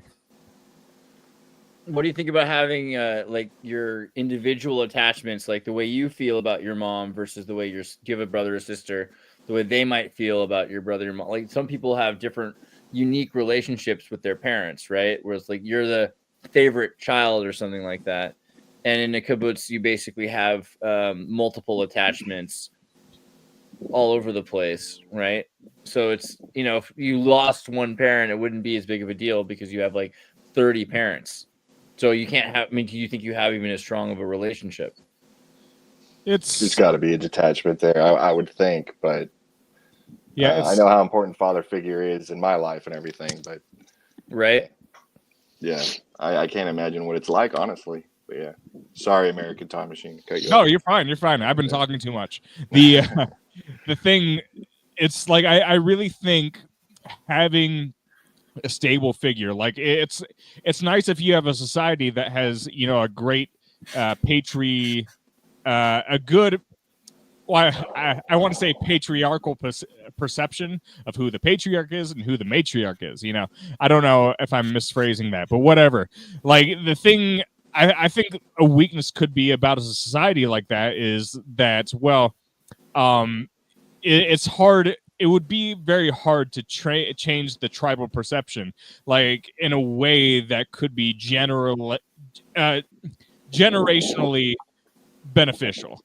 Like let's take examples of great father figures. We all have a picture in our head probably of what a great father figure would look like. There is an advantage to recognizing, you know, a same person, you know, visually, and that person being a consistent figure, because if you gravitate onto that person, like this is the person that is leading me, this is the person that is molding me and setting an example for who I want to be, you know, you're probably going to have a lot more respect for your real father, versus when you go out in public, you're not going to see everyone else as your father. So if your father, I would say that, yeah, as an adult, I've come to learn to differentiate between a role model and a mentor. And when you have someone who's a role model and a mentor, that's very rare. But if you have someone who's trying to be a role model and they're saying, you do as I say, not as I do, sometimes that's hard to, there's an imprint being left either way. But yeah, so maybe they listen to Joe Rogan in the tribe. That's their father figure. I'm so sorry. God bless you. You laugh, but there's a lot of orphans out there, you know. Israel has like 1,026% increase in divorce rates since Jewish people lived before they lived in Israel.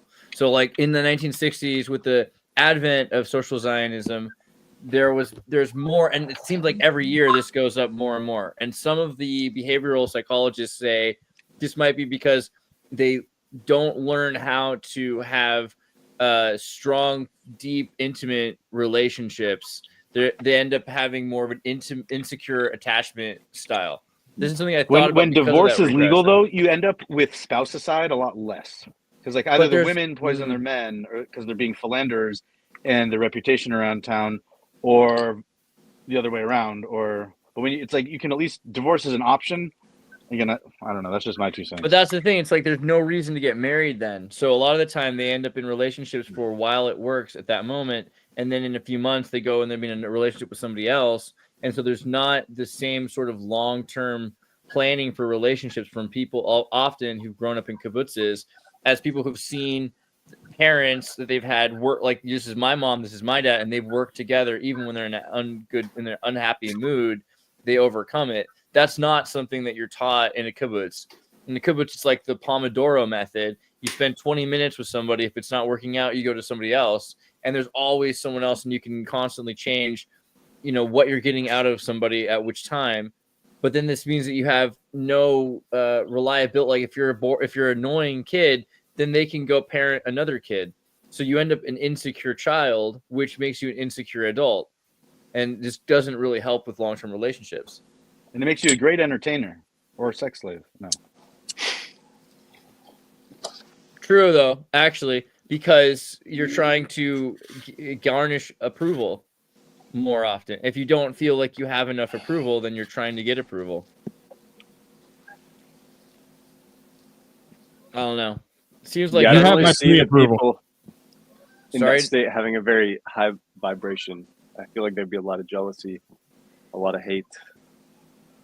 Competition. Yeah, a lot of competition. Like if you're competing with your siblings, then imagine competing with 20 or 30 or 100 siblings, for sure. But it did help Israel produce way larger population than they would have had without it. Because this is not even that unusual. It's funny that we're pointing to it as like socialist Zionism, because isn't this exactly what orphanages, like Catholic Church orphanages, were in the 15th century, 16th century, 17th century? And what's the number one reason for abortion? I don't want to take care of that kid. I can't afford that kid. Okay, and now you've taken both of those things off the table. So if you still want to kill the child inside of you, that's your choice. But you're not going to walk around saying it was because you couldn't afford it or because you didn't want to take care of it, because you didn't have to do either of those things. This kibbutz would have done it, right?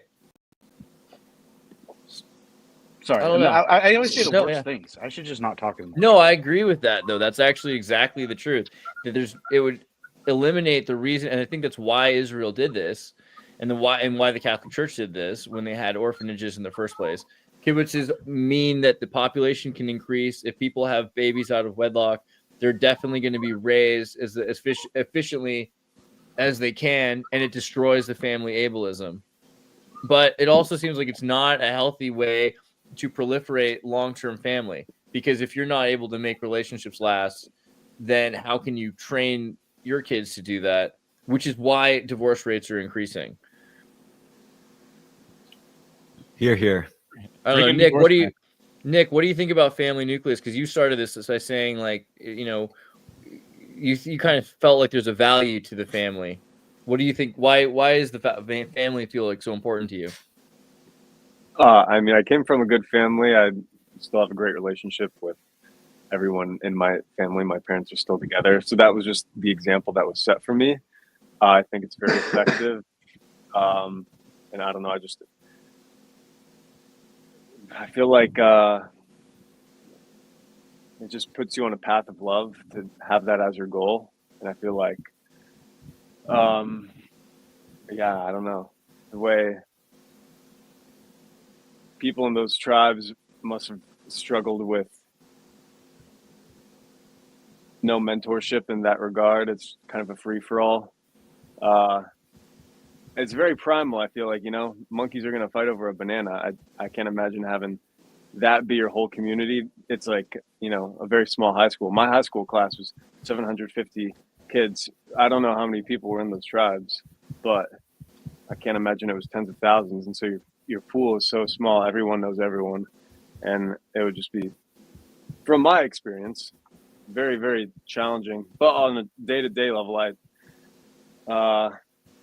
don't know, I feel like, again, just all about pursuing that path of love. That's going to be the best society. And so that's what So if you didn't have your family and you were only raised by your high school teachers and principal, right? That's all the only mentorship you had.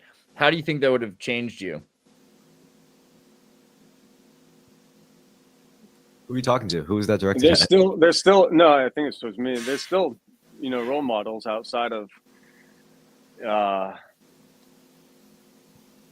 teachers. If you're watching TV, if you're watching media, you're consuming any form of news, you're still going to get that same messaging. I think beyond the messaging, just on an individualistic level, again, I think no matter who you can get as much nurture or coaching or training or teaching, programming as they can throw at you. But I don't know. Maybe everyone's different in their core, but like nurture versus nature, I feel like most nature kind of gravitates towards that path. And again, I just think it's important as humans, we're receiving that input of guidance of some sort, differentiating between, do I want to be like the person giving me this advice, or do I want to let this person's learn from their mistakes by listening not to their advice?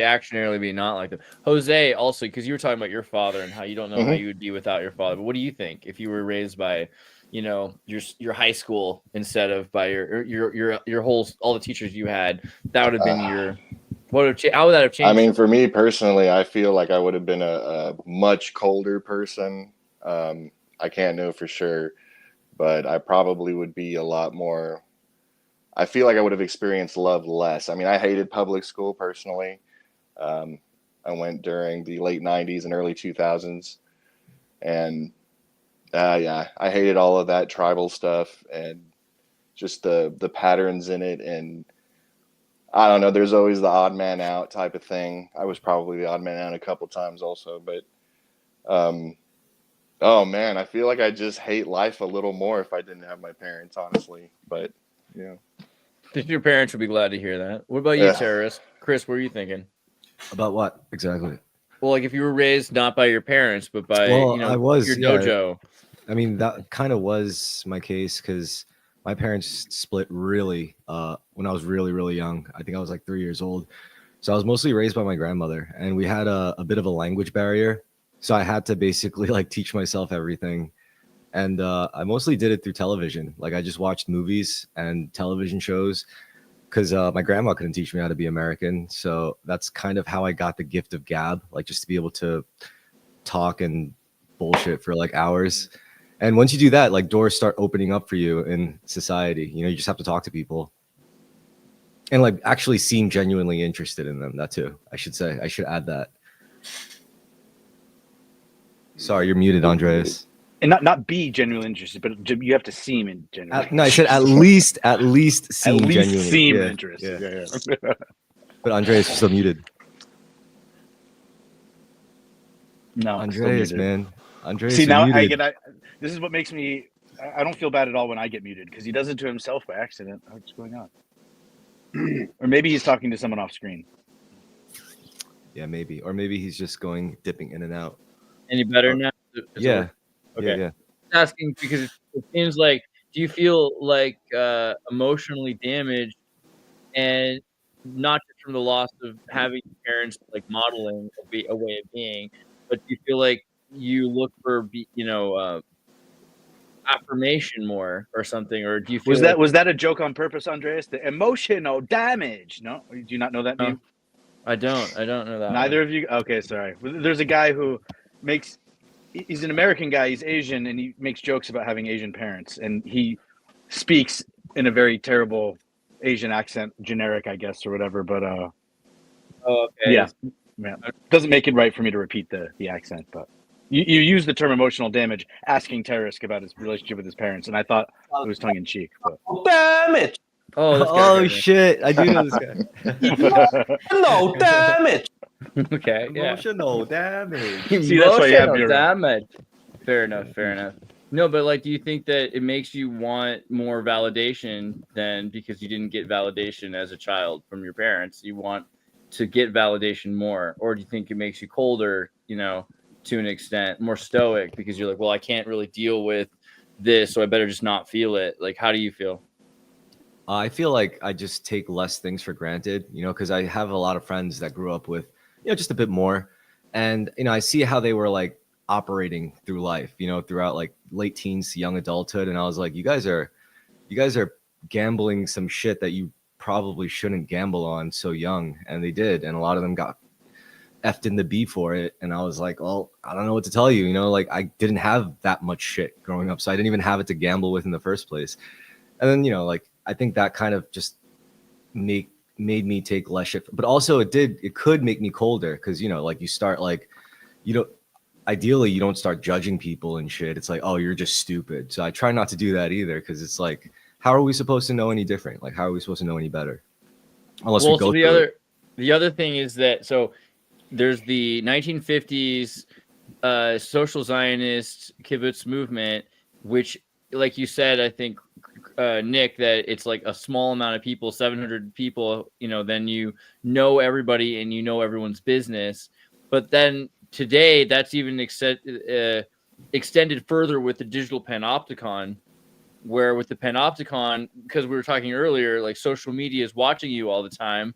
You're trying to behave in a way that, you're constantly under surveillance. Everyone knows what you're doing all the time, and you want to be you want to come off as healthy, but it's like, if you're walking at the mall and you don't want to trip, because no one notices you if you're at the mall unless you trip. Like, you could be walking around, there's a bunch of people there, and as long as you're wearing nice clothes, that you want people to notice you're wearing nice clothes, and you're walking straight, you want people to know that you're standing tall, and you're smiling, you want people to notice that you're smiling, but they don't notice that, because that's what's expected of you. And if you trip, then everyone turns and looks at you. So all you're really trying to do is stay afloat. You're trying to stay afloat, I had short hair, and then I let it grow out. The number of smiles, genuine smiles, I exchange with people when I walk by them because of my hair and because I dress a little bit different. And it wasn't dressing. It was the fact that maybe it's the mashing of the feminine, at least in our culture, long hair. I just exchange more. I make eye contact with people and they smile at me. And otherwise, it's a little bit, cold, like New York City, people not making eye contact. But right, because I just want to have everything staying afloat. But basically, we have this altered behavioral perceived identity that we want people to perceive us as competent, essentially. Wait, what's the word? Altered competent. Behavioral perceived competent. Oh yeah, like Altered just like capable. Competence. Yeah. Yeah, because you're creating a behavioral identity that is really kind of, you think it's so that you can be acknowledged as special, but that's not really what it is. It's actually acknowledged as normal. You're saying, okay, I'm competent, and everyone's competent, and as long as you don't go posting that you're in a bad mood or you're miserable today, then everyone will just, you get your likes like everyone else gets their likes, and you continue on, right? Like, if you really wanted to be special, then you would be miserable all the time and point out how terrible everything is and scream and trip. Because if you trip at the mall, if you fall into the pool, then I that's see what you're makes you saying. more special and unique, but you're not really trying to get that. I hear you. Okay. That's if you're making artwork out of it, maybe. All right. I don't know. I mean, it sounds kind of dysfunctional, right? Like purposely tripping and injuring yourself so you could be set apart. I think I was saying before that kind of must be what it's like to be Chinese living in China, because at least being Chinese in America, you stand out just by that alone, in a sense. But if you're just one of many faces in China, it might make you crash out or something. Yeah, I mean, because parasocial relationships create this idea of yourself. This is what people want of me, right? And cultural identity is held up as like such a value thing when it comes in, especially in American society. It's like, oh yeah, I'm proud of my heritage being blah blah blah, like whatever. What is Jackass culture? Yeah, I think this is actually a good example. That's what I was going to say. Yeah, elaborate though, because that makes sense. Yeah. That era when it was just like, how crazy can you go? When you were talking about American Pie and what that did to people, that kind of thought process. But yeah, I was listening to somebody talk about that last night, surfing. Now we have like a coupe, soft top culture. But a lot of guys did make it through that, just trying to go crazy. Right. not worry about getting.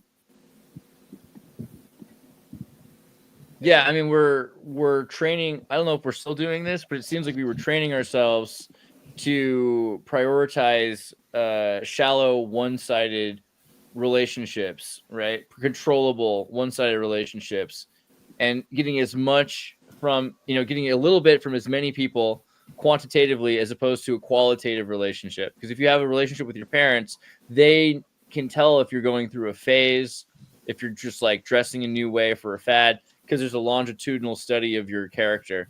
But if you don't like that, then you can just move on to new people constantly. And then by the time people figure out who you are, you can move on to another person, and you never actually have to grow, and you never have to worry about someone really understanding you. And there's an intimacy in being understood that you can avoid at that point.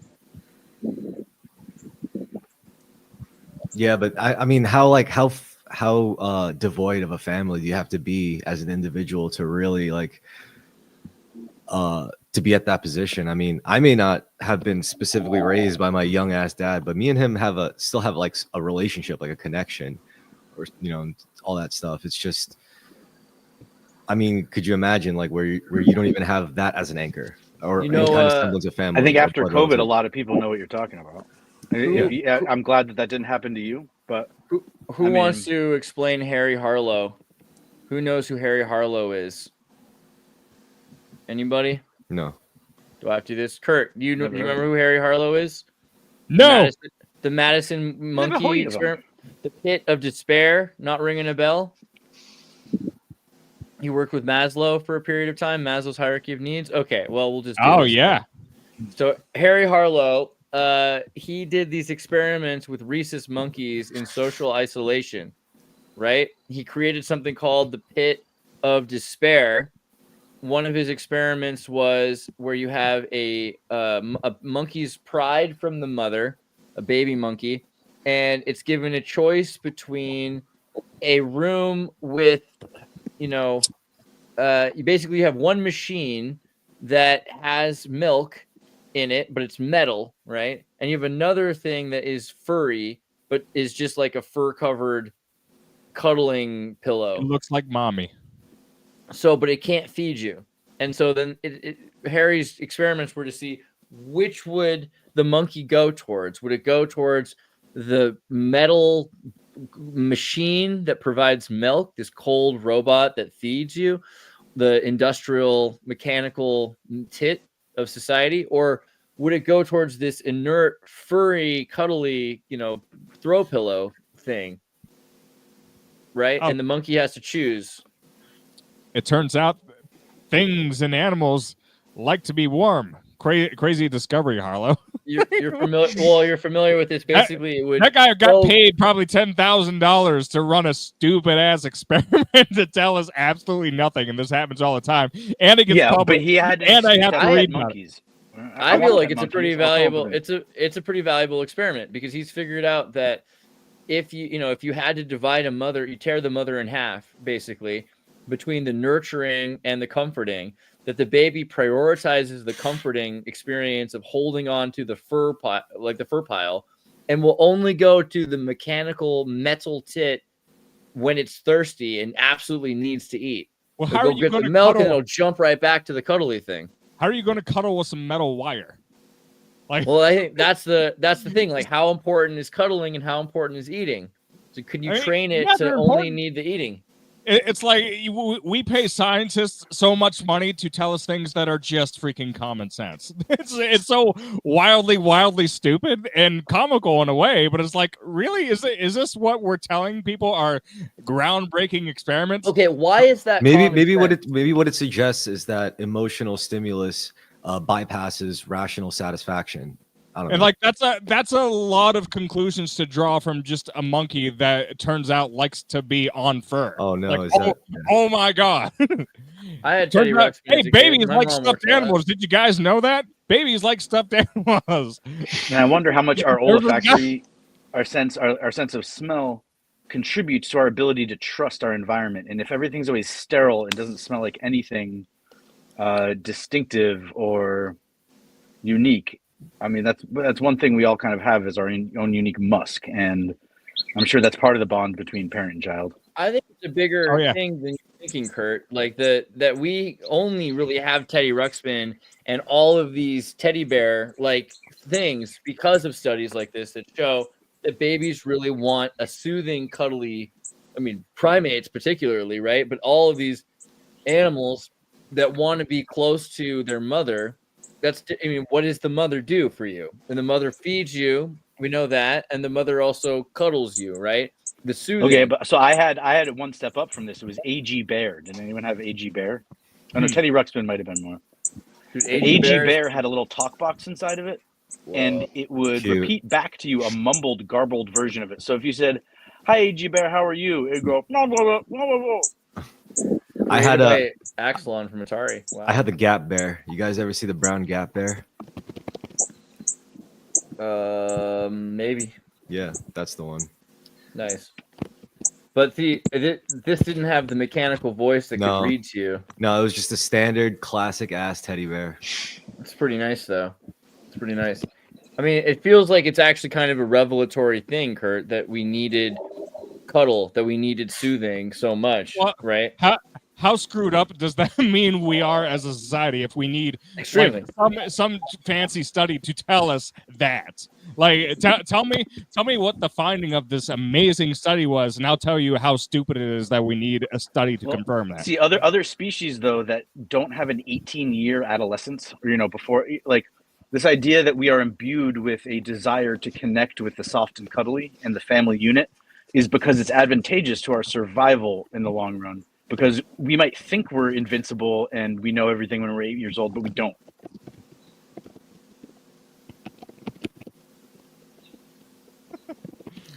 Someone punching that keyboard, man.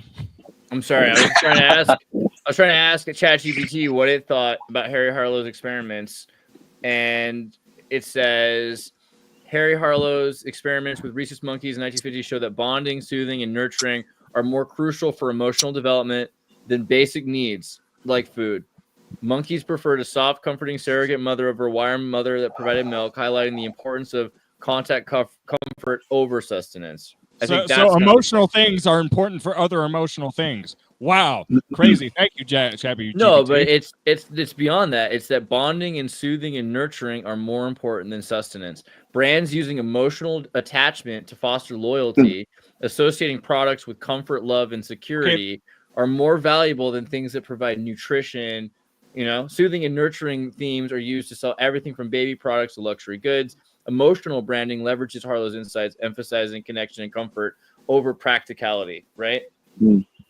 Like, if you're talking about its marketing applications, I mean, that's a completely different.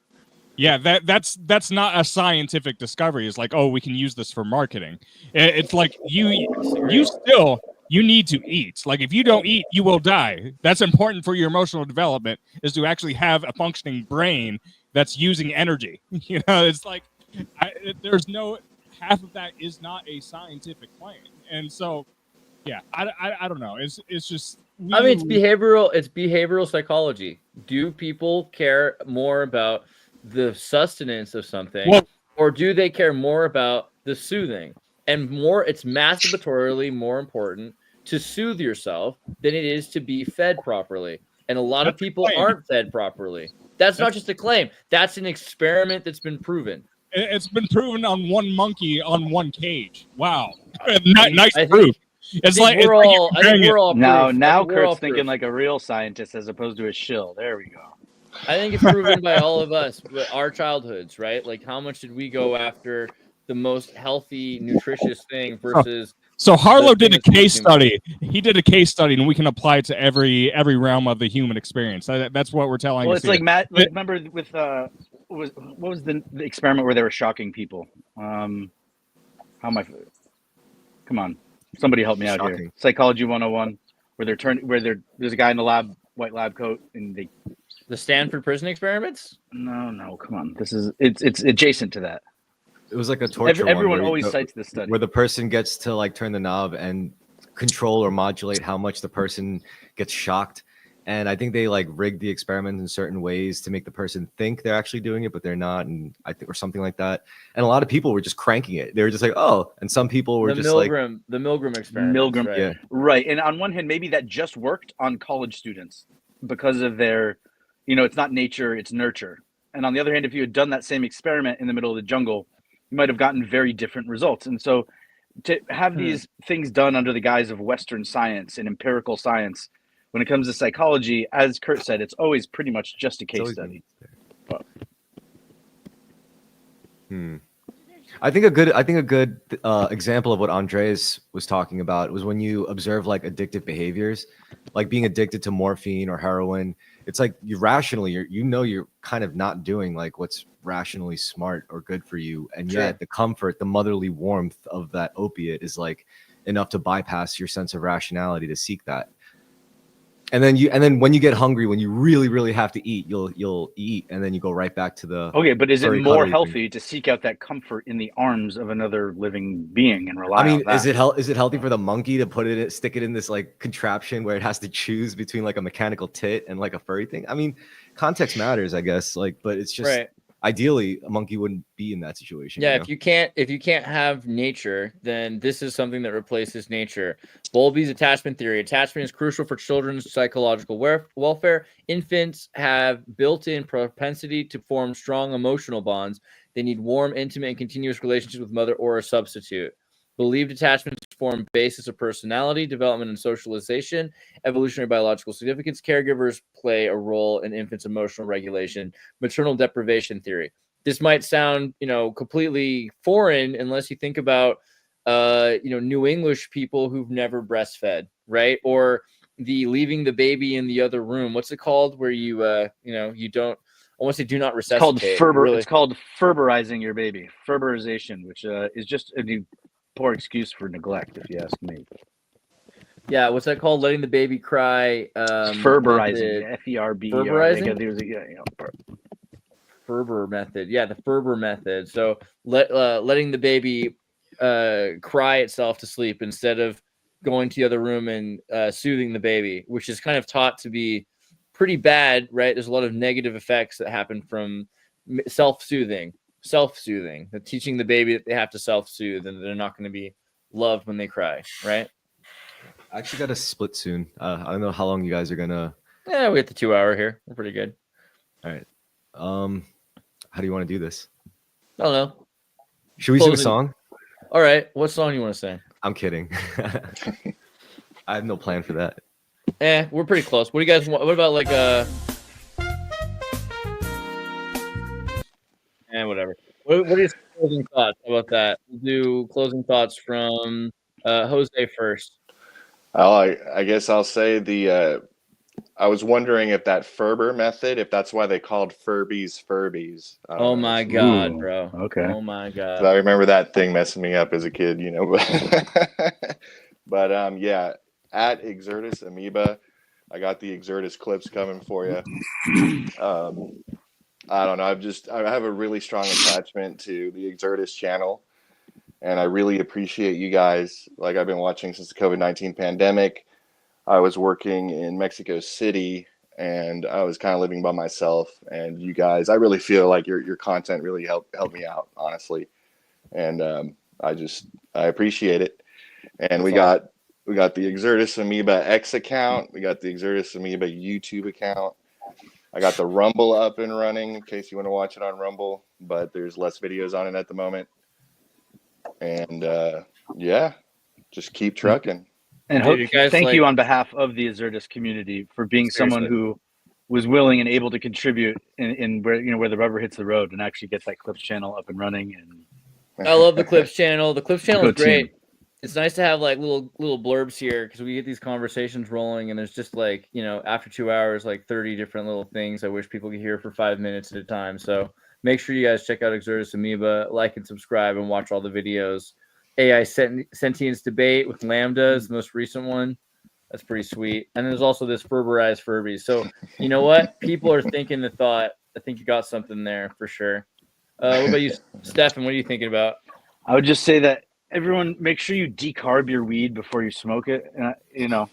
That's all. Otherwise, you're you're just a poser, like I was for a couple of years there before I realized, there's something called the big lie in the cannabis industry, and I'm going to be rolling out. This is going to be kind of the first piece of content I think I actually am able to give birth to. It's a short little video about how the myth is that a lighter is a magic wand that converts THCA to Delta 9, but it's not. And so all you need to do is sous vide whatever weed you buy at the dispensaries, and then it's like literally 100 times more powerful.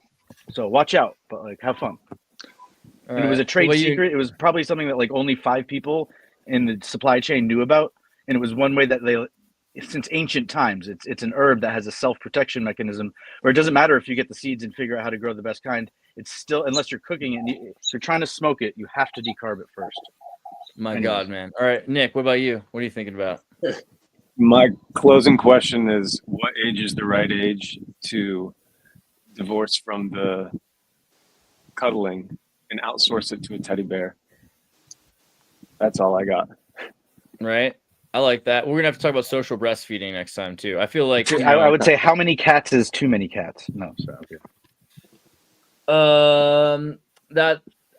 I feel like, yeah, I mean, honestly, cuddling should probably never end. We should probably be cuddling maybe that's just me from California, but I feel like there's no reason why cuddling. And does cuddling have to be sexual? Again, if you cuddle with your cat, it doesn't have to be. Does that really, again, for people who don't have that experience or context, I understand how your wires are, like being raised in a Puritan society fucked me up too. But, even doing like massage to a naked body on a table, there's nothing sexual about that unless you want there to be.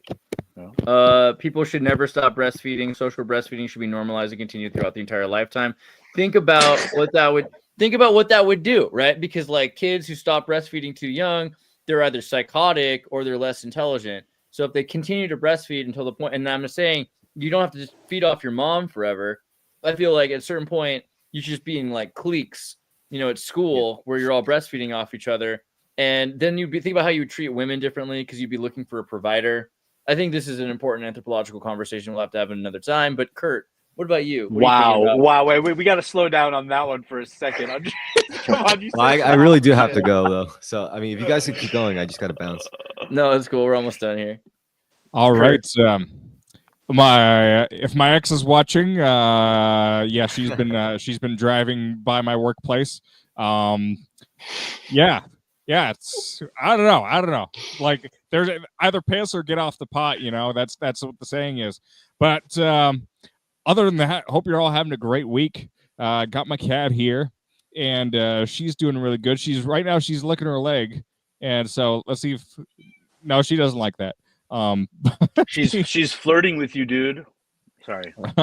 She's a good one. She's a good fur on a body of metal, that doesn't have milk attached to it. She's good. She's great. Pets are pretty cool. I like pets a lot. Think about how dysfunctional it is to only get attention and affection and cuddling from other humans. Think about how dysfunctional that makes people who don't understand cat people. I don't understand. I mean, anyways, go ahead. Yeah, but she's a cat. Look at her. No one has a problem with this animal. It's like a lot of dog lovers. She has converted many a dog lover over the year. This place might not look like much, but it's like when I bring the ladies over into this place, they're not amazed by the atmosphere, but this it's I'm done. I hope you all have 80% of the videos that get watched on social media are cat videos. Isn't that true? And that's not porn. All right, but Chris got to get out of here. So Brett, what are you thinking about closing thoughts, Brett? Just good to be here with you guys, man. That's a little behind on this, but see you next time, and all good. Dude, Brett's amazing, and he has wonderful hair. We'll have to talk about surfing sometime soon. And then Chris, I know you got to go, so like final words. Shout out to Kurt's cat. I've also had my cat on my lap, and much love to all you guys on the panel. You're all chill. You're all wonderful, and seriously, thank you for at least like giving us your time, your 2 hours, and everyone watching too. You guys are hilarious in the chat as usual, and that's all I got. Dude, we love you all. Thank you for being here. We'll do this again soon. Thanks for talking behavioral science with us. Advanced philosophy means